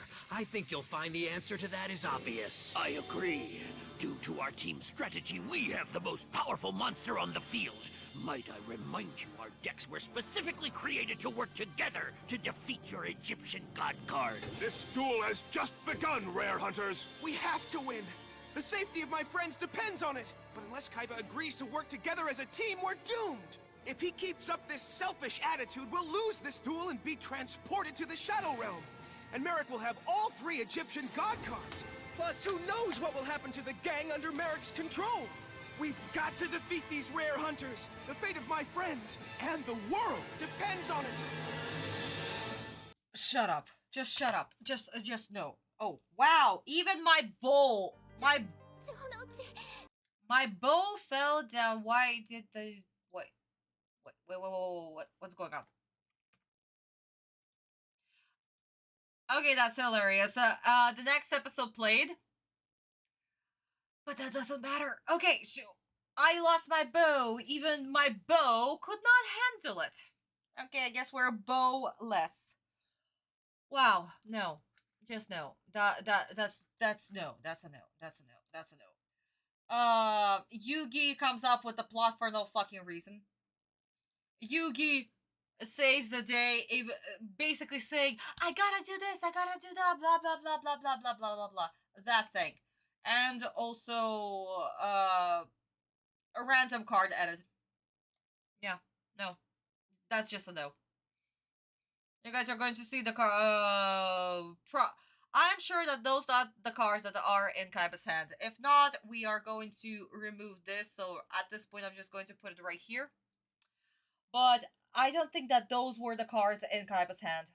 I'm definitely not sure. I'm not sure. But Yugi in Autumn's head being like, I gotta do this. I gotta save my friends. Who knows what's going to happen to them? Oh, it's going to be me. I know what's best. And him questioning what Kaiba is doing. Yugi, I'm sorry. Are you stupid? Are you little stupido? And you're supposed to be the main character. 7 bingos? Actually, yeah, you know what? I'm not surprised. I'm not surprised. We literally just have 2 boxes left. Yugi inserted into the plot for no freaking reason, and Yugi glazing. Surprisingly, there was no Yugi glazing. And usually there's a lot of Yugi glazing. But yeah, no. I'm not surprised. This episode sucked. This episode sucked, but we might have less bingos because I am not sure about the cards, guys. I am not sure about the cards just yet. If they're the exact same cards, okay, we're removing that kid. If not, then congratulations, we have 7 bingos. We did it! Oh god. But yeah, no. Absolutely fucking terrible. This is not how you end the episode. And Yugi being the most incompetent and competent character because the plot, the original plot demanded it. Wow. No, guys, seriously, I am speechless. I am absolutely speechless. You guys will see exactly what I mean in just a second. Watch this duel, how it played out in the original. Watch how Atem reacted to Kaiba. And even how ghouls are going to be in the next episode, but just remember how they react. 先行だからな。デュエルモンスターズのタッグバトルでは双方のプレイヤーが一人ずつ交互にターンを交代して戦うのがルールだ。ドローカード。俺はカードを2枚伏せ、ターン終了。遊戯、お前のターンだ。リバースカードか。ドロー。俺のカードはマグネットウォーリアーベータ守備表示。ターン終了だ。全てのプレイヤーはワンターン目の攻撃ができない。奴らは一体どんな戦略で来るのか。俺のターンシャインアビス守備表示。相棒のモンスターが召喚された瞬間、マジックカード、マジックカード、凶暴化の仮面。あの仮面カードによって俺のモンスターはパワーアップするのだ。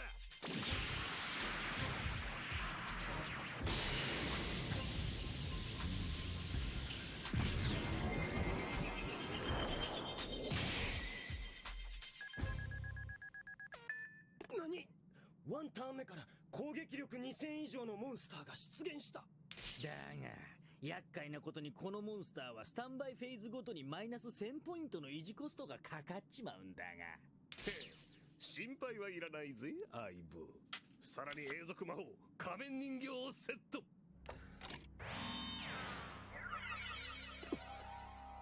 これで我々に降りかかる仮面の呪いは全てこの人形が受けてくれる。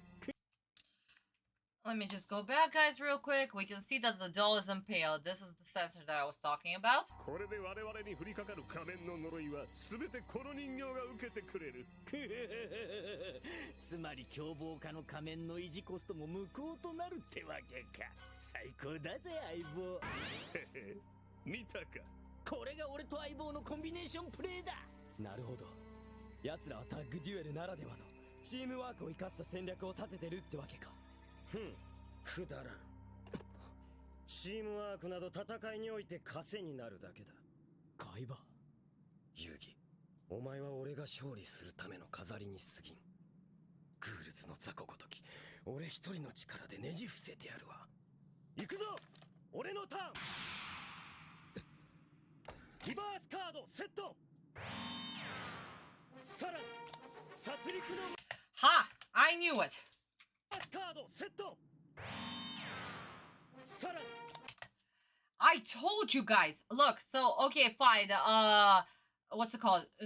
Monster Reborn. Okay, yeah, sure, fine. We have the art from English art. We have the Buffalo Warrior, or whatever it's called. But we had Soggy the Cloud. I told you that the cards were different. So yeah, you know what? We do have 7 bingos. Random card edit. There we go. Congratulations, guys. We hit the highest mark yet. 殺戮の魔獣人ブラッドボルス召喚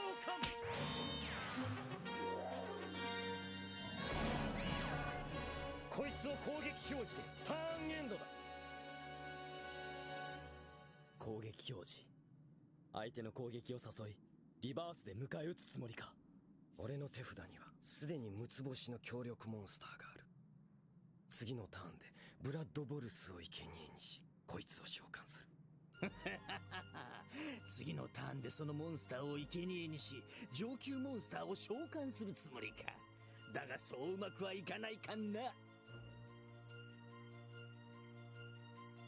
奴らの余裕はタッグデュエルの戦略を持つ者ゆえ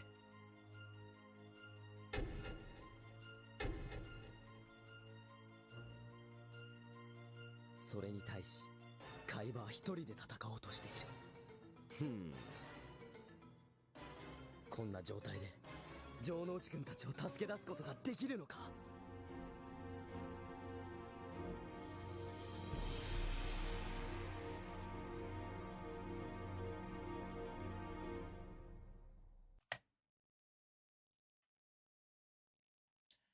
As I was saying, Atem did not question the Kaiba strategy. He realized immediately what Kaiba was doing. It was fairly obvious, especially if you're a great duelist, even by those standards. The original beginning standards, he realized what's going on immediately. And again, why would Atem insult Kaiba like that? Hell no. A second, Atem understands the strategy between Sun and Moon. He knows exactly what's going on. So, he's questioning how, with the circumstance surrounding him and Kaiba, of course, being a dickhead, how is he going to make this work? He's not confident. He doesn't even know that he will be able to save. That's the difference. Simple. That is the small little difference. You know, guys, like these tiny little changes, not tiny, they're huge. That 4 kids may completely destroy the characters. And that's why Yugi is the villain. That is why Yugi is the villain. He's such a selfish little narcissist that I cannot stand. I absolutely cannot stand him. It's good that I had my 6-week break away from 4 kids. Otherwise, probably this stream, I would have been screaming and foaming at the mouth. So, let's jump into the manga version real quick. What do we have? We have Kaiba, we have the Sun and Moon brothers, or Light and Darkness brothers. They declare duel. And this is where the chapter starts. And we also have this awesome title card right here. Usually title cards make like this, but since they decided to make it vertical, so this we have this amazing cover art. Actually, this cover art is super popular, is being used so freaking much. I don't know, I've seen it everywhere. So, anyway, basically the duel starts. We get explained what is at stake, like a little summary. After all, it's been a week. So that's why we have the little summary of that. Everybody starts off with 4,000 life points. Whoever loses first loses their life. So what do we have? The duel basically plays out the same. The sun or light summons 2 cards face down. Atem immediately notices, 2 cards face down, no monsters. Atem summons Magnet Warrior to continue testing. He also explains that nobody is can attack on their first turn, so you need to go a full circle basically. Then the darkness or moon summons this monster that I don't remember the name, which does not matter. And sun activates the Mask of Brutality card. But the difference is that there is no cost. There is no cost. The whole I must pay 1,000 life points, which is why Moon activates the card, the doll thing that negates all the masks effect. There is none of that because Sun's cards are consist of only magic, trap, and spell cards, but Moon consists of monsters, so he will not be playing such cards in his deck. So the same exact thing happens where the mask attaches, but we can also see that the attack points are different. It's not 2,600, it's actually 2,300. So Atem over here realizes that that's their strategy. One uses spell cards and the other one uses monsters. So they're basically are dueling in unison. Kaiba on the other hand is being like, you know what? I'm going to crush every single one of you, and I'm going to use Yugi for it. Ha ha ha. He actually plays one face-down card. Excuse me? He plays one, not two, but one face-down card. And then, of course, summons, his monster. In attack mode, Atem, just like as we've seen in the animated version, he understands the strategy. Kaiba looks at his cards. He says that he has level 6 monsters, I believe.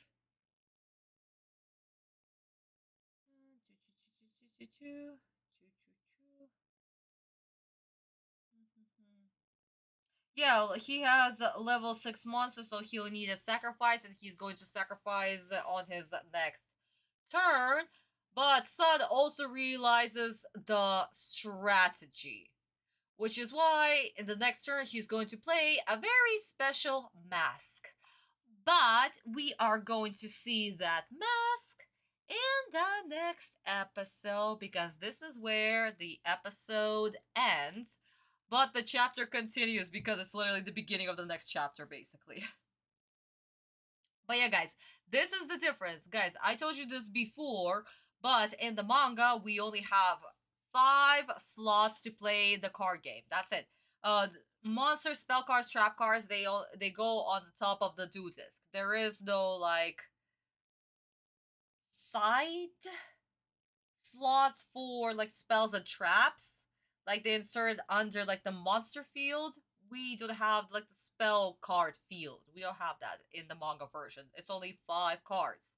So, for the anime version, they, of course, need to add more cards to prolong the runtime, as well as to actually use the spell and trap slots that they've created while writing this. So, yeah, this is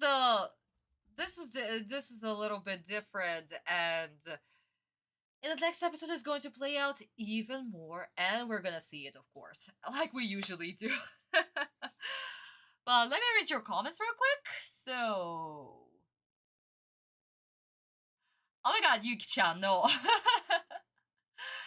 If I make you feel better, have a very funny... Oh, Juliet, honey, yes, please do send me video. I love to see it. Whenever you send me video, honey, I am so excited for them. The card on the far right is Battle. Yes, dude, thank you so much, guys. I am so bad at remembering the names, especially if they're, like, not so much important, you know? Sagi. Yeah, exactly, dude. You're absolutely correct. The Shining Abyss looks heavenly now. I mean, David, what can you do? Why in the English version is the way that it is? You know, blame 4Kids and blame English Konami. You know, the team that translates the cards and does the whole redefining and censoring the original art thing. Yuki-chan, no, stop, honey. No. We don't need to repeat the same exact comment, okay? Just let them duel in peace, okay? Yuki's always going to continue talking in Atem's head because that's how 4Kids made it. But my darlings, surprisingly, yeah, this is it. Vista Honey, can you tell me how many bingos did we hit overall, and how many kids got sacrificed to the Shadow Realm for episode 70? Though we sadly did not talk about Hirayama Sensei's style, I did promise you that we're going to talk about it, but I got so caught up in the whole 4Kids shenanigans that I absolutely forgot in the end. You know, guys, next time, seriously, once we get to Hirayama, we should talk at the very beginning, or just any animator, at the very, very, very beginning, seriously. No, you can, it's okay, it's okay, it's okay. 8 bingo, oh. 1, 2, 3, 4, 5, 6, 7, 8. Oh my god, it is 8. For fuck's sakes, amazing.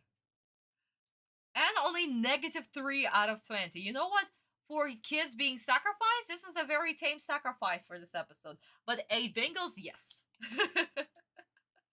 This is absolutely a huge yes. Guys, congratulations. This is our biggest bingo yet. Oh my god. Okay, Julian Honey, send me the video. I would love to see it. Dinosaurs are fun to behold. What's your favorite tag duo throughout the entire Yu-Gi-Oh franchise? Ooh.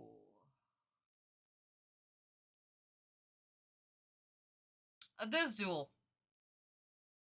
Definitely this duel. It's just what this duel has done for Kaiba.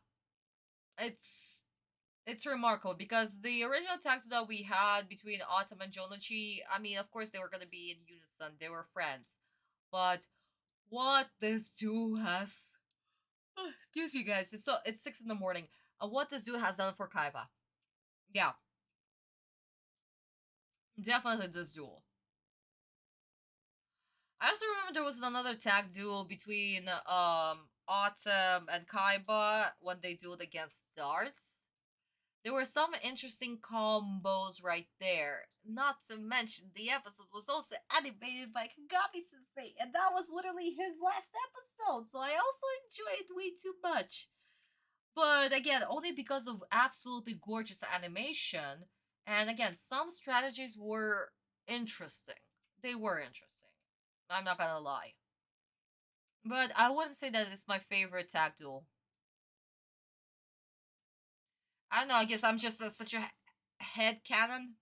I like my canon stuff happening, you know, on screen. And you can literally see that how they're written, the duel, how it's written, and what it is doing. It's not just for the show. And when Sensei is writing the duels, they are absolutely magnificent, you know? Or maybe I'm just so biased. Congratulations. Oh, thank you, honey. Thank you. Gift markets are rituals to make them disappear forever. Sadly they won't. Even though that they're bankrupt, they still get their beautiful little check. I hope you don't end up with the biggest duel results during your upcoming... Well, David, we're going to see. We're going to see. So far, the biggest negative kids sent to the Shadow Realm were actually during episode 52. We hit negative 26 kids out of 20. Because how dare they butcher Yugi and Atem during that episode? Hell no. Just a hell no. Okay, so my darlings, I guess this is where I can say that episode 70, done by amazing Hirayama Sensei. Of course, the Japanese version gets 100 out of 10, but 4Kids gets a -3 out of 20. The court is officially adjourned.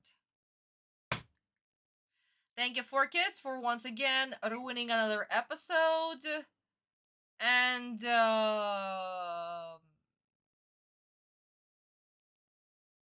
yeah, that's it. That's it. That's literally it. That's all I can say. Also, thank you for bringing such amazing voice actors and actually hiring them as your cast. Because without your voice actors, I honestly wouldn't be able to watch it. props to the voice actors. And prayers to them for reading the absolutely garbage lines. Good God. Oh yes, David, it will be out next week as always at our usual Yu-Gi-Oh time and Yu-Gi-Oh channel. So my darlings, I guess yeah, this is where we can wrap this up. Thank you so much for joining me on another one of our live streams. We are finally opening a new season of What Will Forgetsu this time? Let's see what they're going to do in episode 71. Jesus Christ. But as always, my darlings, once again, thank you so much for sticking with me. And please, if you're new here, like, comment, and subscribe. If you're old here and been with me for many, many years or even months, please still like and comment.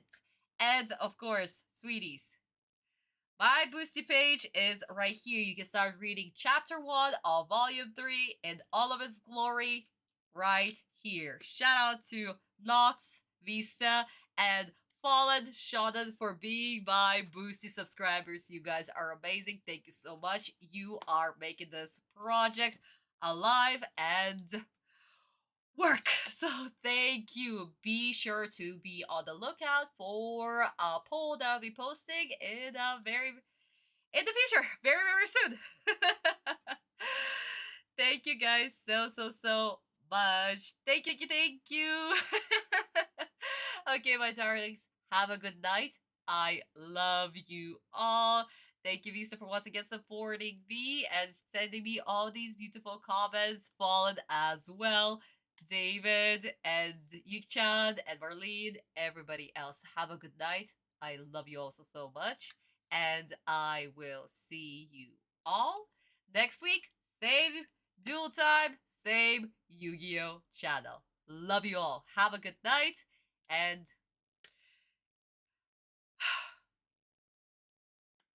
just continue being awesome the way that you are. And I'll see you all next week. Don't look at the media. Don't look at the polls. Don't look at the politics. None of that. That does not exist. Just continue being positive. Love you all. Mwah, mwah, mwah. See you next week, my darlings. Bye-bye. Bye-bye. Bye-bye. Bye-bye. Bye-bye.